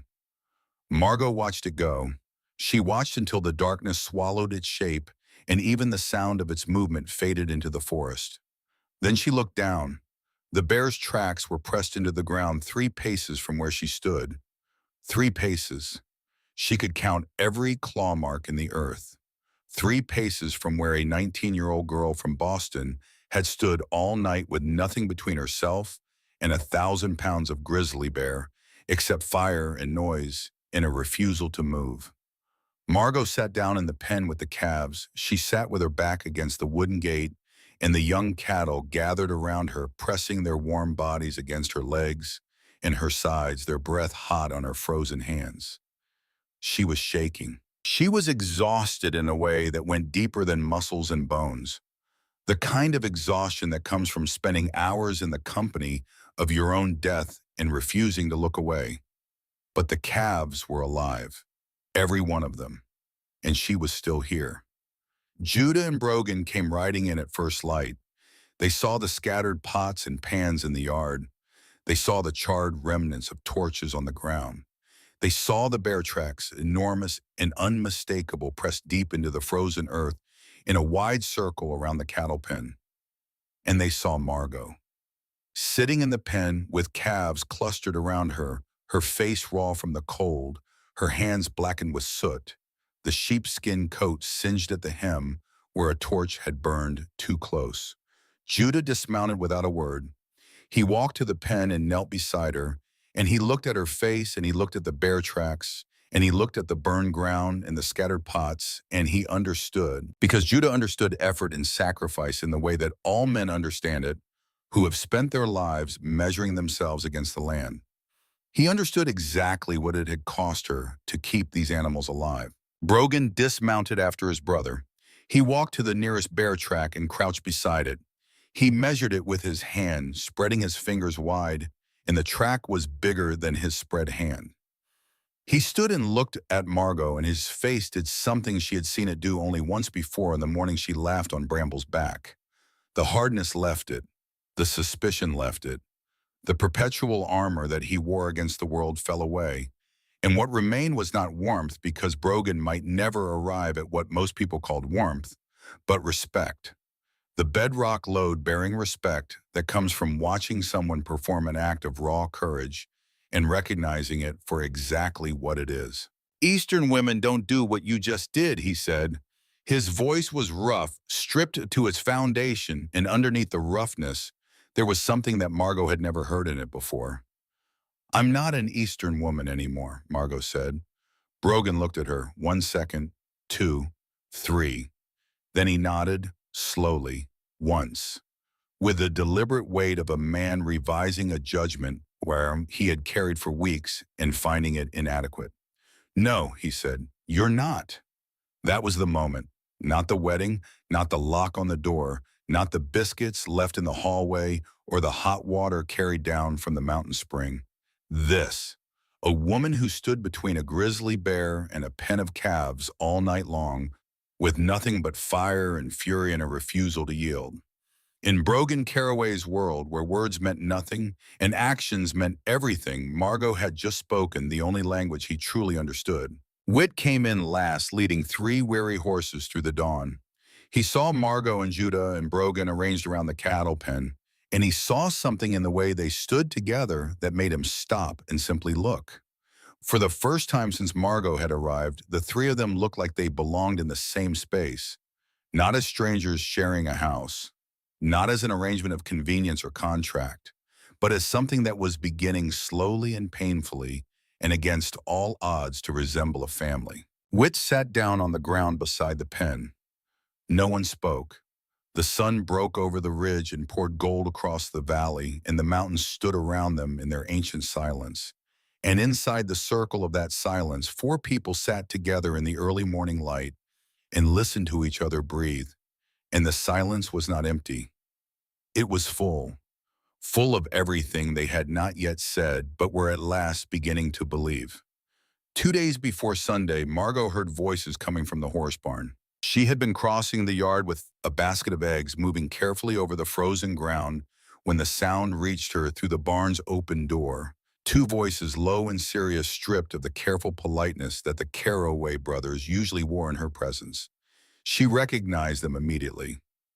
Brogan and Wit, and something in the tone made her stop. Not anger, not argument, something rawer than either of those, something that sounded like two men standing at the edge of a wound they had been walking around for 5 years and finally deciding to look down into it. She set the basket on the porch rail and moved closer to the barn, not to eavesdrop, or perhaps exactly to eavesdrop, because she had learned in her weeks at this ranch that the important things in the Caraway house were never spoken at the kitchen table or in the light of the fireplace. They were spoken in barns and on porches and in the dark, cold hours before dawn, offered sideways grudgingly like confessions dragged out of men who had been raised to believe that silence was strength and speech was surrender. "You stayed with her during the storm," Brogan said. His voice was flat, factual, the voice of a man stating an observation rather than making an accusation. "That was right. I had to go after the horses," Wit answered. There was no defensiveness in his tone, just the weariness of a man explaining something he had already explained to himself 100 times. She was alone. Silence. Long silence. The kind that fills a space the way water fills a hole, slowly and completely until there is no room for anything else. Margot could hear the horses shifting in their stalls, the soft thud of hooves on packed earth, the rhythmic sound of an animal chewing hay. Then Brogan spoke again. She went outside by herself, stood between a grizzly and the calves all night, burned through every torch she could make, and banged pots until her voice gave out. "I know," Wit said quietly. "Eastern girl, 19 years old, never seen a bear that size in her life." Brogan paused, and when he continued, there was something in his voice that Margot had never heard before. A crack in the granite, a thin seam of something vulnerable showing through the rock.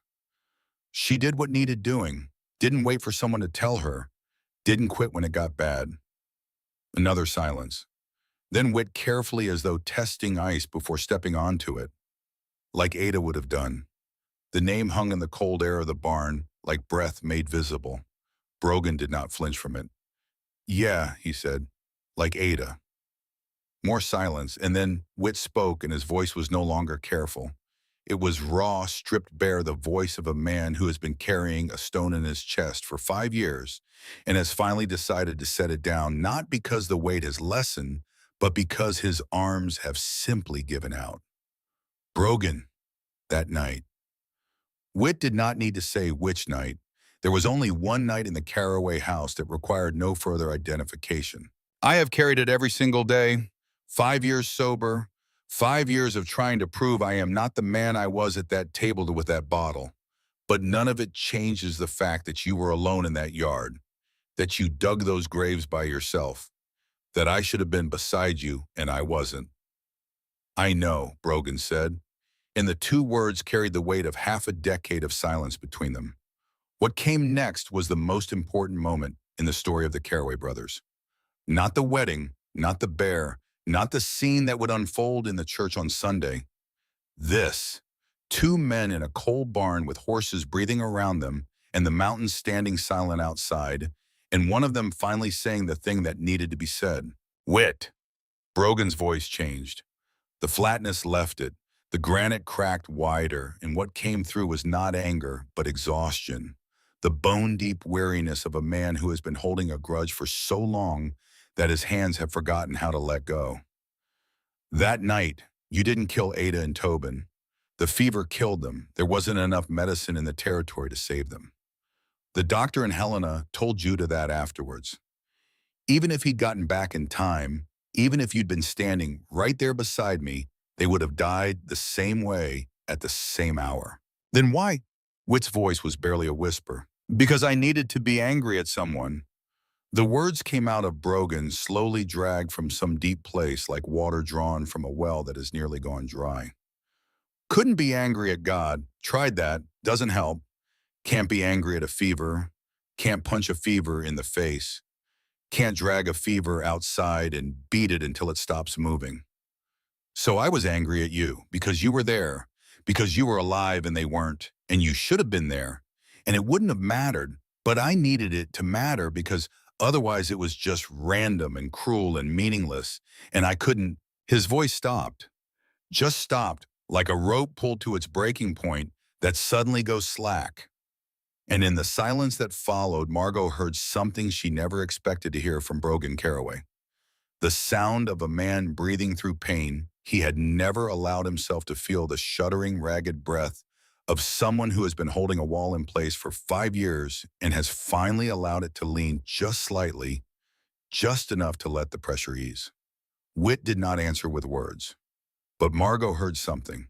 A thud, soft and heavy, the sound of one man's hand landing on another man's shoulder. Or perhaps an embrace, brief and rough, the kind of contact that mountain men permitted themselves in moments of absolute extremity, two bodies pressing together for 3 seconds, maybe 4, before pulling apart with the mutual understanding that this had happened and would never be mentioned again. Margot backed away from the barn door. She crossed the yard, retrieved her egg basket from the porch rail and went inside. She set the eggs on the kitchen counter and stood there for a moment with her hands flat on the wood, breathing slowly, feeling something shift inside the house around her, a realignment of pressure, a settling of foundations, as though the building itself understood that a weight had been redistributed and the structure was now stronger for it. She was pouring coffee when the back door opened and Judah came in from repairing the front porch steps. He smelled of sawdust and cold air, and his hands were rough with splinters. Brogan and Whit are in the barn, Margot said quietly. Talking, really talking. Judah set down his hammer. He looked at her, and in the morning light his amber eyes held a brightness she had not seen before.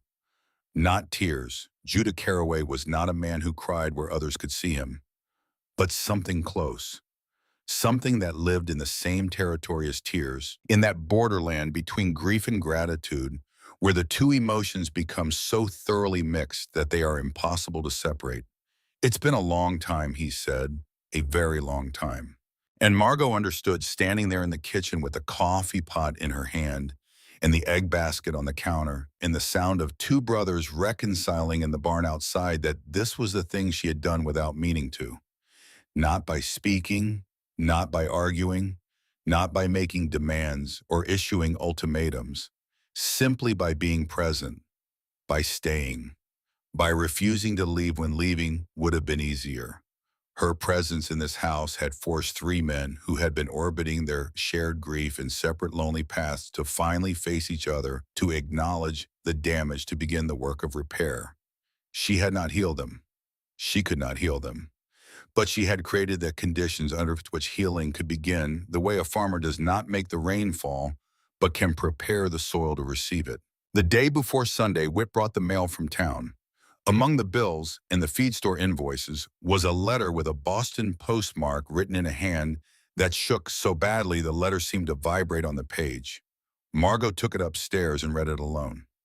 Her father wrote the way he had always spoken, simply and directly, without flourish, the words of a man who had spent his life weighing flour and counting change, and had never learned the art of eloquence. But what the letter lacked in grace, it made up for in anguish. Every line bled with it. Every sentence was a confession. He was sorry. Every day he was sorry. He had not slept a full night since she left. He would lie in the dark in the boarding house room and stare at the ceiling and count the miles between Boston and Montana and wonder if his daughter was safe, if she was warm, if the men who had taken her were kind or cruel, if she was lonely, if she was afraid, if she hated him. He wrote that the debt was paid, the bank was satisfied, the farm was saved, though the farm meant nothing to him now because the only thing of value he had ever produced in his life was a daughter, and he had sold her. Those were his exact words. He had sold her. He did not dress it up. He did not excuse it. He did not reach for the comforting language of necessity or sacrifice or hard choices. He wrote it plain and he let it stand, and the plainness of it was worse than any elaboration could have been. He asked if she was safe. He asked if they treated her well, and then he wrote the line that broke her. If they don't treat you right, if they've hurt you, if you need to come home, I will find a way. I will sell the house, the farm, everything. I will walk to Montana if I have to. You are my daughter. You are the only good thing I ever did, and I will come for you. Margot sat on the edge of her bed and held the letter against her chest and cried. Not the quiet, controlled crying she had perfected in the weeks since her arrival, the kind that could be accomplished in silence behind a locked door. This was different. This was the deep, shaking, full-body crying of a woman who has been carrying her father's guilt along with her own and has just now realized that the weight was shared, that the pain ran in both directions, that Edmund Pell was not a villain in her story, but a man who had been destroyed by the same forces that had destroyed her and was still fighting in his broken way to make it right.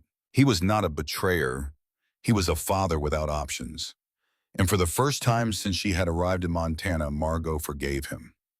Not because forgiveness was easy or because the hurt had faded, but because she had lived in a house with three men who carried unforgiven wounds, and she had seen what unforgiveness did to the people who held it. It hardened them. It hollowed them. It turned barns into confessionals and porches into monuments to grief. And she did not want to carry the stone of her father's failure for the rest of her life the way Brogan had carried the stone of Whit's absence. She brought the letter downstairs. Judah was at the kitchen table going over the papers he had brought from town, the documents that he had been working on all week with quiet, methodical determination. She handed him the letter without explanation. He read it slowly. When he finished, he folded it with care, the way a man folds something he understands as precious, and returned it to her. Your father loves you, he said. He's suffering. I know. When things settle, you can invite him here if you want. Margot looked at him. You mean that house is big enough and he should see for himself that his daughter is respected? Judah said it simply, without ceremony, the way he said everything, and the simplicity made it more powerful than any grand gesture could have been. He was offering to open his home to the man whose desperation had created this entire situation, not out of obligation or guilt, but because he understood that Margot needed her father to see the truth, that she was not owned, that she was not imprisoned, that she had been given a lock on her door and the freedom to use it, and that she had chosen of her own will to leave the door open. That same evening, Margot sat at the kitchen table with the ranch ledger open in front of her. Judah had begun teaching her the columns weeks ago, and what had started as a simple lesson in household accounts had become something more. She could read the numbers now the way Judah read them, not as figures on a page, but as a story, the financial architecture of a family's survival laid out in neat black ink. She pulled the copy of the marriage contract from the drawer where Judah kept it. She had seen it before, but she had never examined it with the eyes she was developing, now the careful, methodical eye of a woman who had spent her childhood helping her father manage inventory and reconcile accounts at the general store. Numbers were a language she understood. Numbers did not lie. Numbers did not dress themselves in courtesy and polish boots the way Niles Beckford did. She read the contract once, then again, then a third time, slowly tracing each line with her finger, comparing the handwriting, checking the ink, noting every detail. And then she saw it. The supplementary clause that Beckford had described, the one that imposed the $1,400 debt in the foreclosure on her father's farm, was written in different ink. The main body of the contract was in black, the letters firm and professional, the work of a practiced hand. But the supplementary clause was added in a slightly different shade, a blue-black that did not quite match, and the handwriting, while similar, was not identical. The letters leaned at a different angle. The spacing between words was inconsistent. And most importantly, neither Judah's signature nor hers appeared anywhere on the supplementary page. There was no witness mark, no notary seal, no legal acknowledgement of any kind. The clause had been added after the signing. It was a forgery, and the interest rate. Margot pulled a scrap of paper toward her and did the arithmetic. $800 to $1,400 in less than a year. That was nearly 75% interest, a rate that exceeded the legal limits established by the Montana Territorial Legislature. She wrote down every discrepancy, every number, every detail. She organized her notes the way her father had taught her to organize inventory reports, clean and precise and impossible to misunderstand.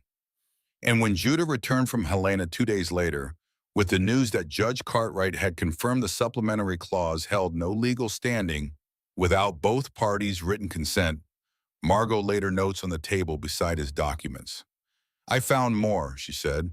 "The clause was forged, different ink, different handwriting, and the interest rate is illegal under territorial law." Judah looked at the notes. He looked at the contract. He looked at Margot. "You found all this," he said. "I know how to read a ledger. My father taught me when I was 12. And the expression that crossed Judah Carraway's face in that moment was one that Margot would carry with her for the rest of her life. It was admiration, not the careful, measured appreciation he had shown before. This was something deeper, something unguarded, the look of a man who has been seeing a person in fragments and has just now seen the whole. Sunday morning arrived sharp and bright.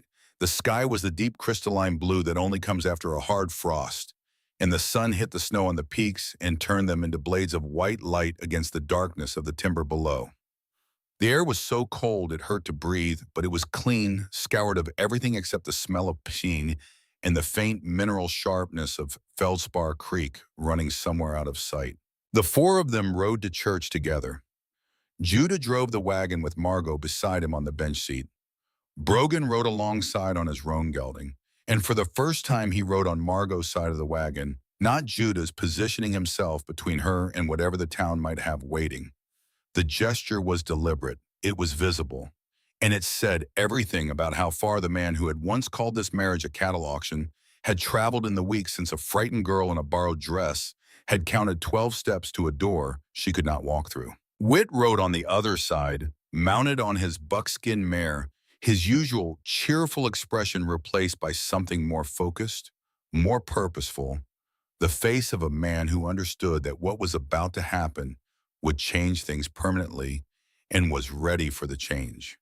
He carried a leather satchel across his saddlebow, and inside it were letters. 7 letters from 7 ranches gathered over weeks of quiet correspondence that nobody had asked him to conduct and nobody had known about until 2 nights ago, when he laid them on the kitchen table beside Margot's notes and Judah's legal documents, and changed the shape of the fight entirely. They arrived early. The church was already filling. When the Carraway wagon pulled up, every conversation on the church steps stopped. People turned. People stared. The sight of all 4 of them together arriving as a unit was something Karen Hollow had not seen and had not expected, and the surprise rippled through the congregation like wind through tall grass. They walked in together. Down the center aisle, past the rows of turned heads and widened eyes, and they sat in the front pew. Margot in the center, Judah to her right, Brogan to her left. Wit beside Brogan. They sat without speaking, facing forward their presence, a statement that required no words. Whatever divisions had existed among them, whatever suspicions, whatever walls had been brought down, they were here as one. And the congregation settling into their seats behind them with the rustle of coats and the creak of old wood understood this. They might not have understood how it had happened, what combination of locked doors and hot water and grizzly bears and crumpled farewell letters and tulip bulbs planted in cold ground had led to this moment. But they could see the result. And the result was four people sitting in a front pew with the quiet, unshakable certainty of a family that has been tested and has not broken. Reverend Aldous Crane opened his Bible. He drew breath to begin the service. Margot stood. The movement surprised the congregation more than anything Judah or Brogan could have done. A murmur swept through the pews, the sound of 200 people recalibrating their expectations at the same moment. They had come expecting Judah to speak. They had come expecting the eldest Caraway brother to defend his household, the way men in this territory had always defended their households with authority and force, and the weight of a name that had been in this valley for a generation. They had not expected the girl, the mail-order bride, the outsider, the woman who had been bought for $800 and had no standing in this community beyond the ring on her finger and the contract she had never signed. But Margot was standing, and her eyes were clear, and her voice when it came was steady, steady as the mountain, steady as the stone foundations of the house she had chosen to call home. "With your permission, Reverend," she said. Crane hesitated. His spectacles caught the light from the high windows. He looked at Margot, then at Judah, then back at Margot. Whatever he found in her face made him close his Bible and step aside with a small nod. "Most of you know how I came here," Margot said. The church was small and the silence was absolute, and every word she spoke fell into that silence like a stone into deep water, sending ripples to every wall. "Some of you think I was bought. Some of you pity me. Some of you laugh about me behind my back and call me names I have heard repeated in the general store and on the boardwalk and in the parlor of this very church." She paused and the silence deepened, and somewhere in the middle pews a woman shifted uncomfortably. "I am not here to ask for your sympathy. I am not here to beg for your acceptance. I am here to tell you the truth." She drew a breath. The air in the church was cold and still, and tasted of candle wax and old wood and the faint lingering scent of judgment. "I came to this valley through a contract I did not sign. I arrived at the altar in a dress that did not fit in front of three men I had never seen before in a church full of strangers who watched me the way you watch a hanging. I was 19 years old and I was terrified, and I had nowhere else in the world to go. That is the truth of how I arrived." She looked at the congregation, at Della Scoggins, whose face had gone rigid, at the women who had laughed at her in the church parlor, at the men who had smirked in doorways, at all of them, every face in every pew, and she did not flinch. "But here is the truth of why I stayed. Three men gave me dignity when I had none. Not one. Three. They gave me a lock on my door and the freedom to use it. They gave me biscuits left in the hallway when I was too afraid to come downstairs. They gave me hot water carried down from the mountain so I could wash in comfort on a cold night. They gave me patience when I was afraid, and silence when I needed space, and protection when the world tried to shame me." Her voice did not waver. It filled the room the way water fills a vessel completely and without gaps, and every person in every pew heard every word. "I don't need your acceptance," she said. "I don't need your approval. I only need you to know that I choose this house and the men in it. Every day, I choose them." The silence that followed was not the hostile silence of judgment or the cruel silence of exclusion. It was the stunned, uncertain silence of people confronting the possibility that they have been wrong about something important and are not sure what to do with the realization. Then Brogan stood. The entire congregation drew a collective breath. Brogan Caraway standing in church was unusual enough. Brogan Caraway standing to speak in public was something that had not happened in living memory. He was known throughout Cairn Hollow as a man of few words and formidable silences, a man whose opinions were expressed through action rather than speech. And the sight of him rising from the pew beside Margot sent a visible shockwave through the room. I opposed this marriage from the beginning, Brogan said. His voice was rough and unpolished, a working man's voice, a voice that had spent more time talking to horses and fence posts than to people, and it filled the church with the same blunt, graceless force that characterized everything about him. I told Judah he was making a mistake. I told him we didn't need an outsider in our house. I told him a marriage bought with money wasn't worth the paper it was printed on. He paused and the church waited, because when Brogan Caraway paused, what came next was always important. I was wrong. The words landed like a thunderclap in a clear sky. Brogan Caraway admitting he was wrong. In public. In church. In front of every person in Cairn Hollow who had ever crossed paths with his stubborn, immovable granite, hard certainty. Margot Caraway has more courage than anyone in this room, Brogan continued, including me.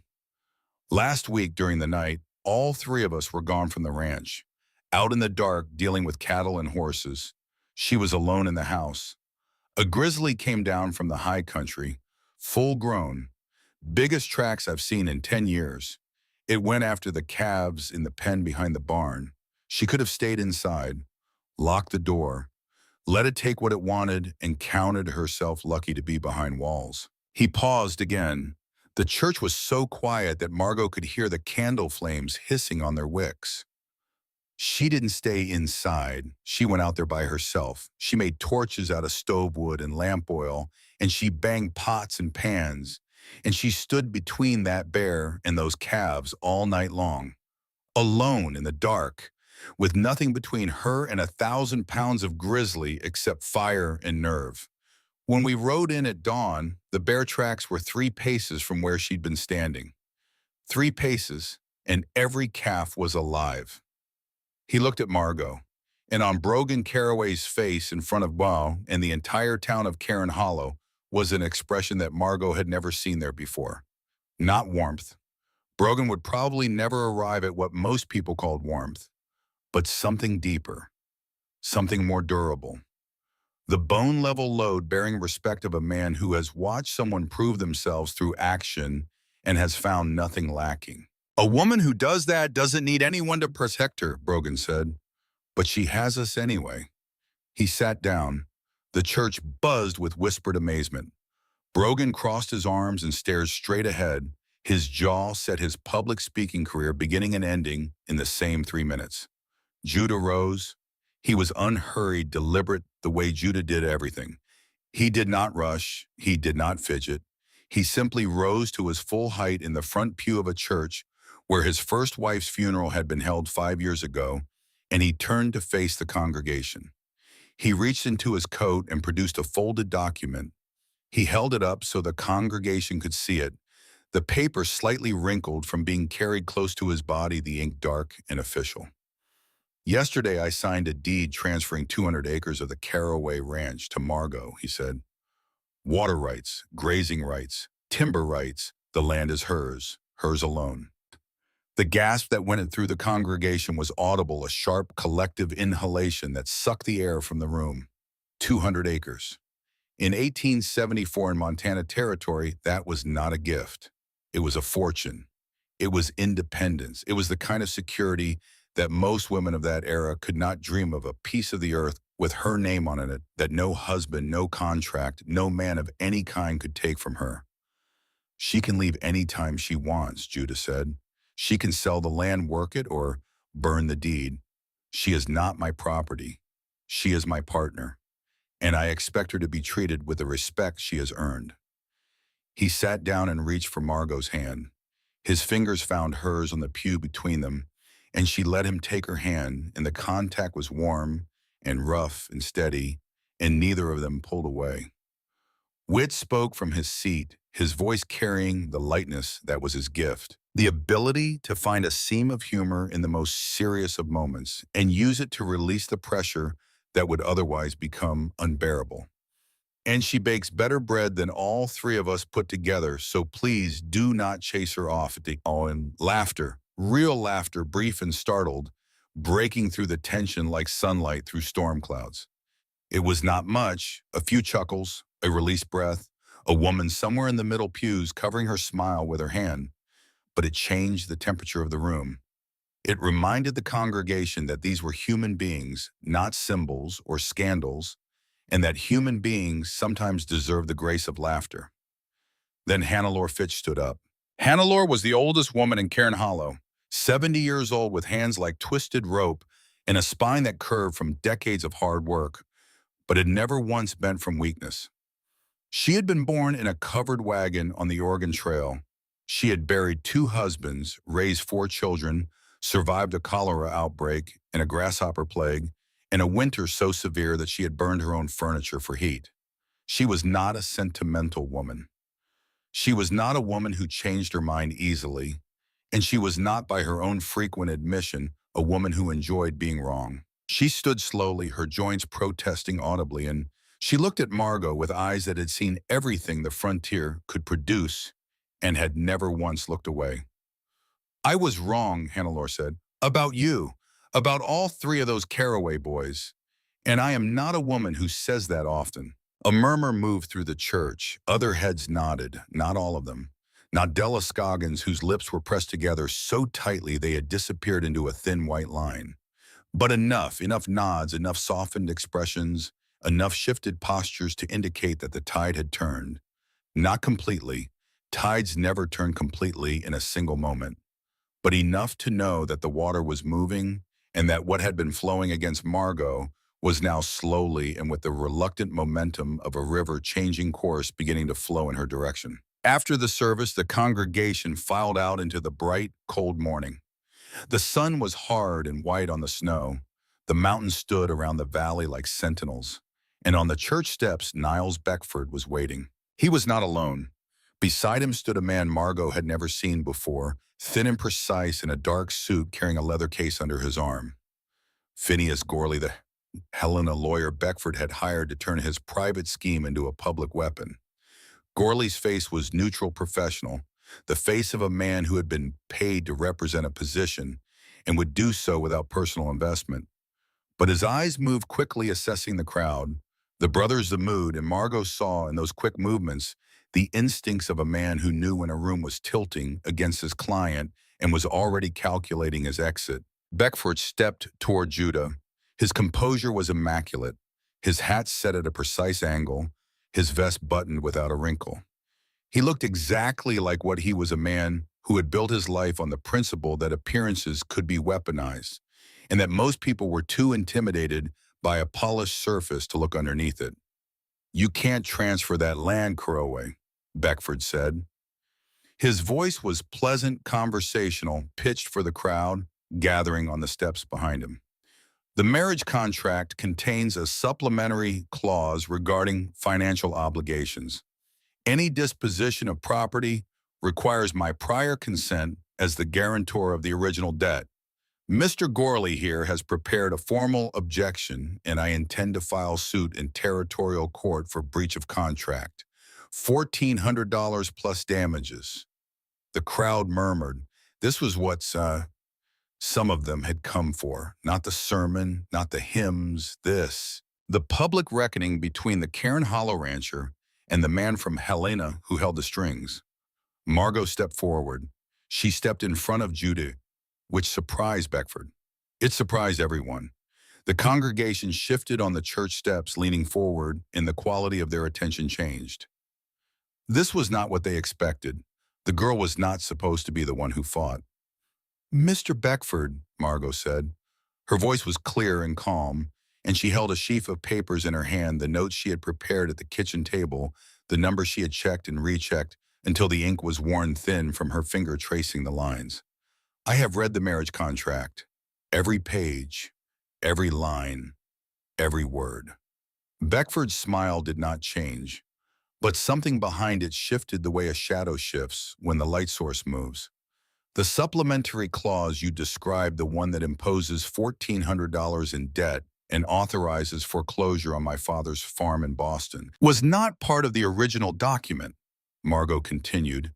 It was added after the signing. The ink is a different shade. The handwriting is a different hand. Neither Judah's signature nor mine appears anywhere on the supplementary page. There is no witness mark, no notary seal, no legal acknowledgement of any kind. She held up the papers. The congregation leaned closer.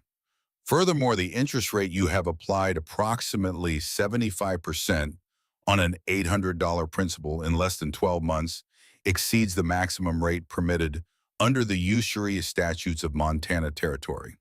The clause is not merely unsigned, it is fraudulent, and the terms it contains are illegal. The silence on the church steps was absolute.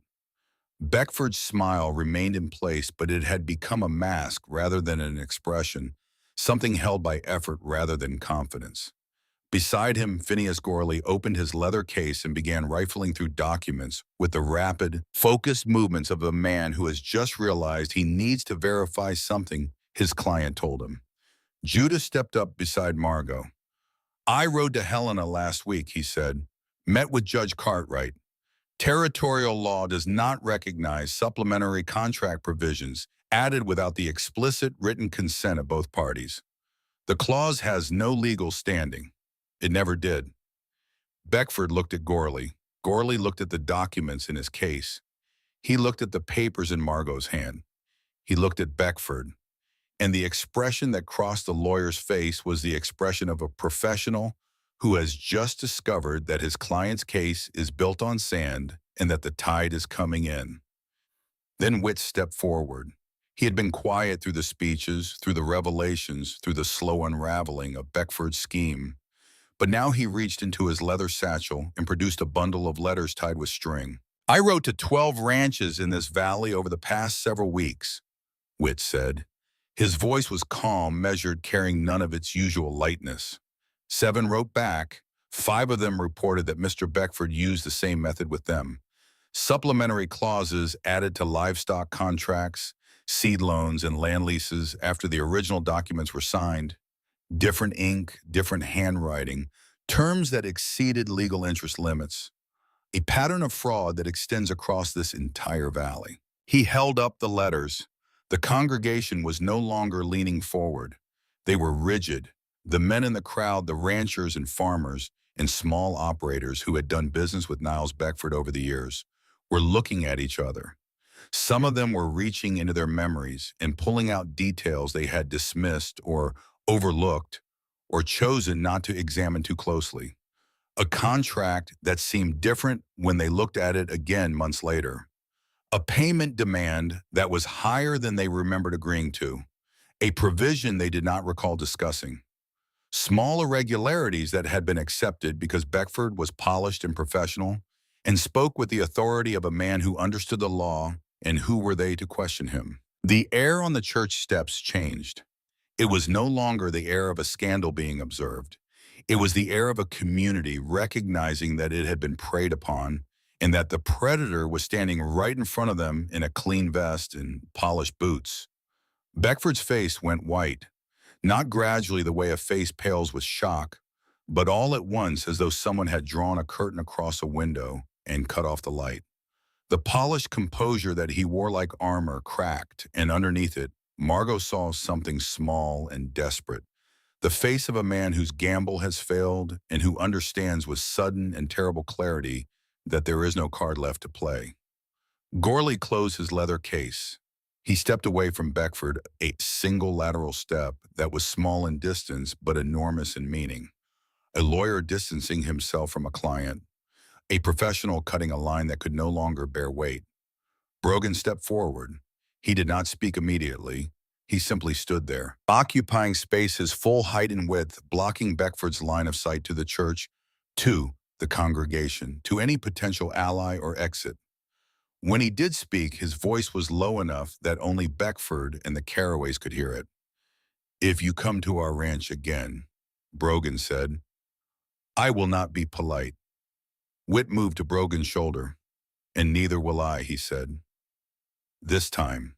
Beckford looked from one brother to the other, then to Judah, then briefly to Margot. Whatever he was searching for in their faces, he did not find it. No weakness, no division, no crack in the wall through which his leverage might slip. The Caraway brothers stood together, and the woman he had bet would destroy them stood in the center, and the entire town of Cairn Hollow was watching from the church steps with the attentive, satisfied certainty of people who have just witnessed something they will talk about for years. Judah spoke one last time loud enough for those standing nearby to hear. Beckford, the $800 I paid was the price of Margot's freedom, not the price of my family. Don't come back. Beckford placed his hat on his head. He straightened his vest. He turned without another word and walked to his wagon, and Gorley followed me 3 paces behind with his case held close to his chest. The match bay horses trotted down the main street of Cairn Hollow and turned onto the Helena Road and grew smaller and smaller against the white expanse of the valley until they disappeared behind the first stand of timber. And Niles Beckford did not look back, and nobody in Cairn Hollow called him to return. Outside, the church sunlight poured across the steps. The congregation dispersed slowly, the way crowds disperse when something significant has happened and no one quite wants to be the first to leave. Women who had whispered behind gloved hands 2 weeks ago now approached Margot with cautious, uncertain smiles. Men who had smirked in doorways tipped their hats. The change was not complete.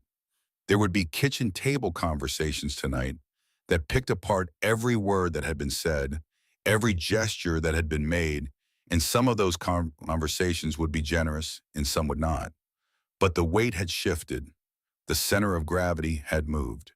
And Margot Caraway stood on the church steps in the cold, bright morning and felt for the first time since she had arrived in Montana that the ground beneath her feet was solid. "You gave me land," she whispered to Judah. "I gave you freedom," he replied. She kissed his cheek. Brief, light. A touch that lasted less than a second, but carried the weight of every biscuit left in the hallway every morning, spent at the kitchen table learning to trust the man across from her, every night spent listening through the floor as he defended her name to brothers who did not yet understand what she would become to all of them. She turned to Brogan. She reached out and touched his hand, the scarred, rough, calloused hand that had dug graves in frozen ground and carried hot water down a mountain and gripped hers on a cold road when she needed to be lifted. Brogan went rigid for a moment, the way he always did when human contact caught him off guard. Then he relaxed. Then he closed his fingers around hers, gently with a care that seemed impossible for hands that large and that hard, and held them for 1 breath, 2 breaths, 3 before letting go. Whit did not wait for an invitation. He wrapped Margot in an embrace so enthusiastic that it lifted her feet off the ground and she laughed, and the sound of her laughter rang across the church steps and bounced off the mountains and carried out over the valley like a bell. "That's enough, Whit," Judah said, but his voice was warm, warmer than Margot had ever heard it. They rode home together.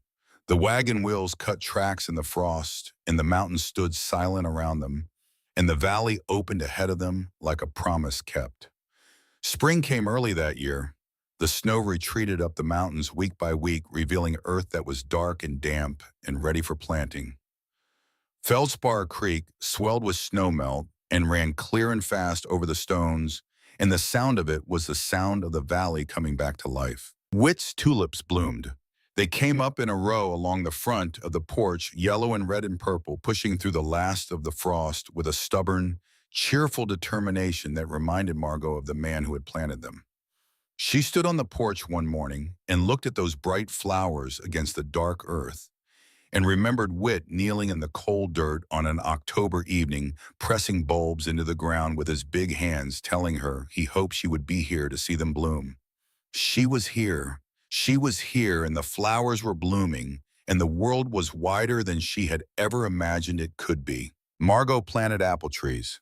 3 of them young saplings with thin trunks and narrow branches spaced along the fence line at the edge of the property Judah had deeded to her. Her property. The word still felt strange, like a coat she was growing into. She dug the holes herself, mixed the soil with compost from the barn, set each root ball carefully, and filled the earth back in around the trunks. Judah leaned against the fence and watched her work. "Those will take time," he said, "years before they bear fruit." Margot straightened up and pushed the hair from her face with the back of a dirty hand. She looked at the saplings, thin and bare against the enormous sky, and she smiled. "Good," she said. "I'm not going anywhere." Brogan walked past on his way to the barn. He stopped when he saw the saplings.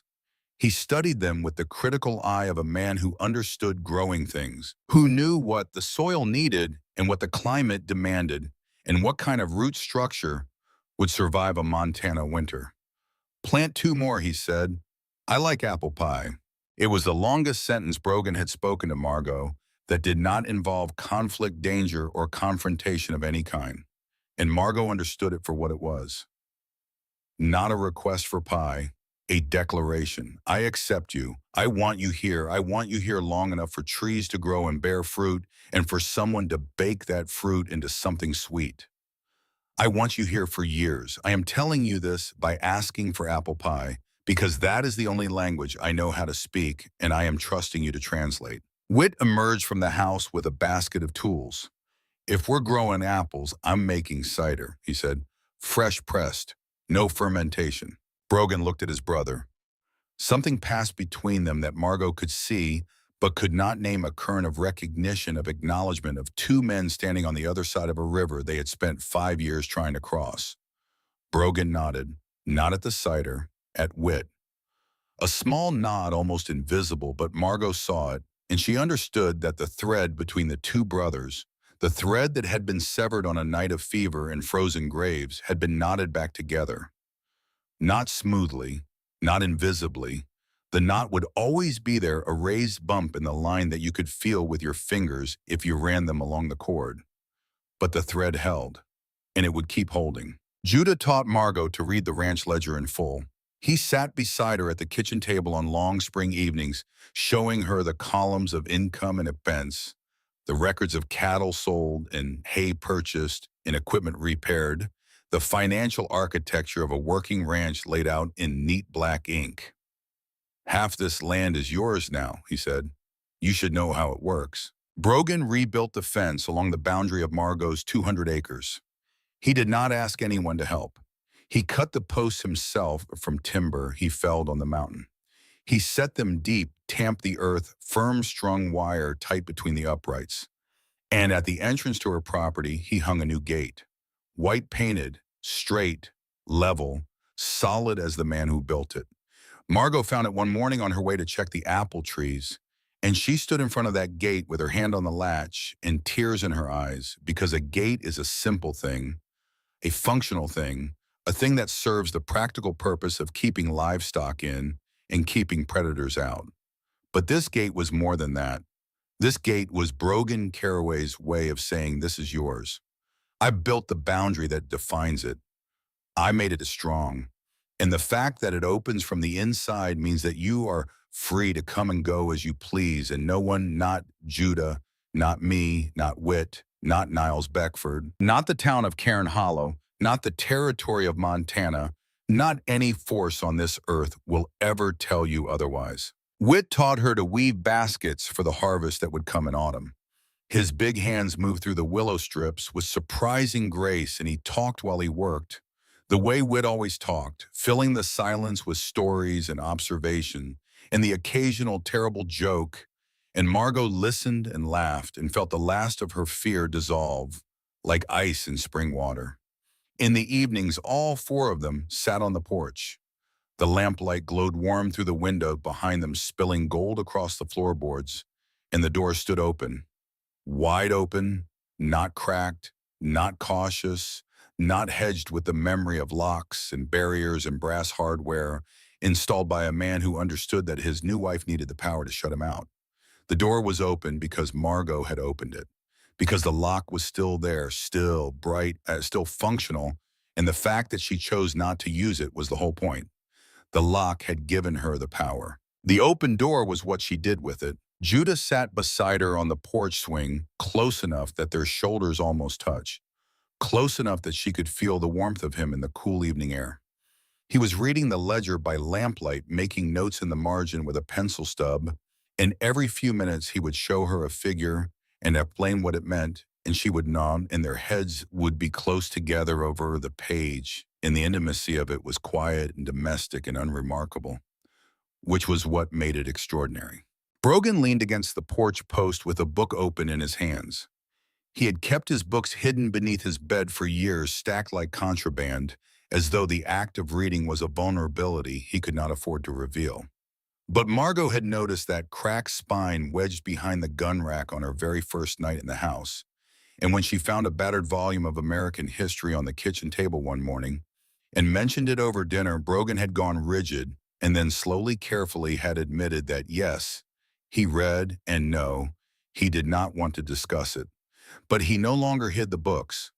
He read openly now on the porch in the lamplight, in the presence of others, and the fact that he felt safe enough to do this in front of Margot was its own quiet miracle. Witt sat on the porch floor with his back against the railing, a piece of paper spread across his knees drawing a map of the property with Margot's 200 acres marked in careful detail. He was planning improvements. A chicken coop here, a root cellar there, a garden plot along the south-facing slope where the soil was rich and the sun hit longest. He drew with the focused concentration of a man building something in his mind before building it with his hands, and every few minutes he would hold up the map and show it to the others, and they would nod or suggest changes, and the conversation would flow easily, naturally, without tension or guardianship or the careful, measured silences of people who are afraid of saying the wrong thing. Nobody spoke much, but the silence was different now. It was not the silence of estrangement or avoidance or grief. It was the silence of belonging.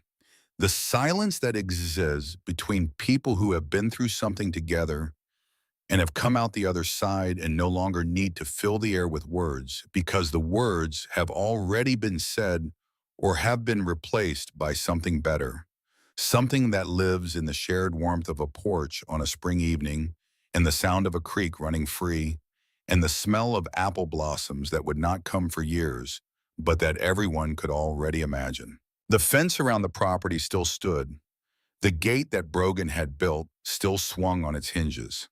The lock on Margot's bedroom door still gleamed brass in the lamplight. All of it still there. All of it a reminder that staying was a choice. Her choice, made freely, made daily, made with the full knowledge that she could leave and that leaving would be allowed and that no one would stop her and no one would judge her and the gate would swing open at her touch and the road beyond it led to anywhere in the world she wanted to go. She chose to stay. As evening settled over the valley, the porch light glowed warm against the darkening sky. The mountains turned purple, then black. The first stars appeared sharp and white, scattered across the sky like salt on a dark table. Feldspar Creek sang its endless song over the stones. And the door of the Caraway house stood open, wide open light, pouring out into the night like a beacon, like a promise, like the visible proof of something that had seemed impossible 7 weeks ago, when a frightened girl in a borrowed dress counted 12 steps to a door she could not walk through. 4 people rose from the porch and stepped inside together. And in the house where fear had once lived, where 2 small graves on the hillside still wore wildflowers in the summer and snow in the winter, where 3 brothers had orbited their shared grief in silence for 5 long years, where a brass lock still gleamed on a bedroom door as a testament to the power of choice, love found its place at last. Not the loud, dramatic, world-shaking love of stories and songs, but the other kind. The kind that is built from warm bread left outside a door, from hot water carried down a mountain, from tulip bulbs pressed into cold ground, from apple trees planted in faith, from the words I will spoken at an altar and repeated every day afterward, not with the mouth, but with the hands through fences, built and ledgers shared, and scars explained, and brothers reconciled, and gates hung on good hinges. The kind of love that asks for nothing except the chance to prove itself, and then proves itself so quietly that you might miss it entirely if you are not paying attention. But once you see it, once you understand it, once you learn the silent language in which it speaks, you can never unsee it, and you would never want to. The light burned warm in the windows of the Caraway house. The door remained open, and the mountains stood watch around the valley, patient and enduring, older than grief, older than loneliness, older than all the small and stubborn acts of love that human beings build against the cold, but no more permanent than any of them, because mountains erode and rivers shift and empires rise and fall. But the choice to stay, the choice to love, the choice to open a door that could so easily remain locked, that choice made freely and repeated daily is the one thing in this world that endures.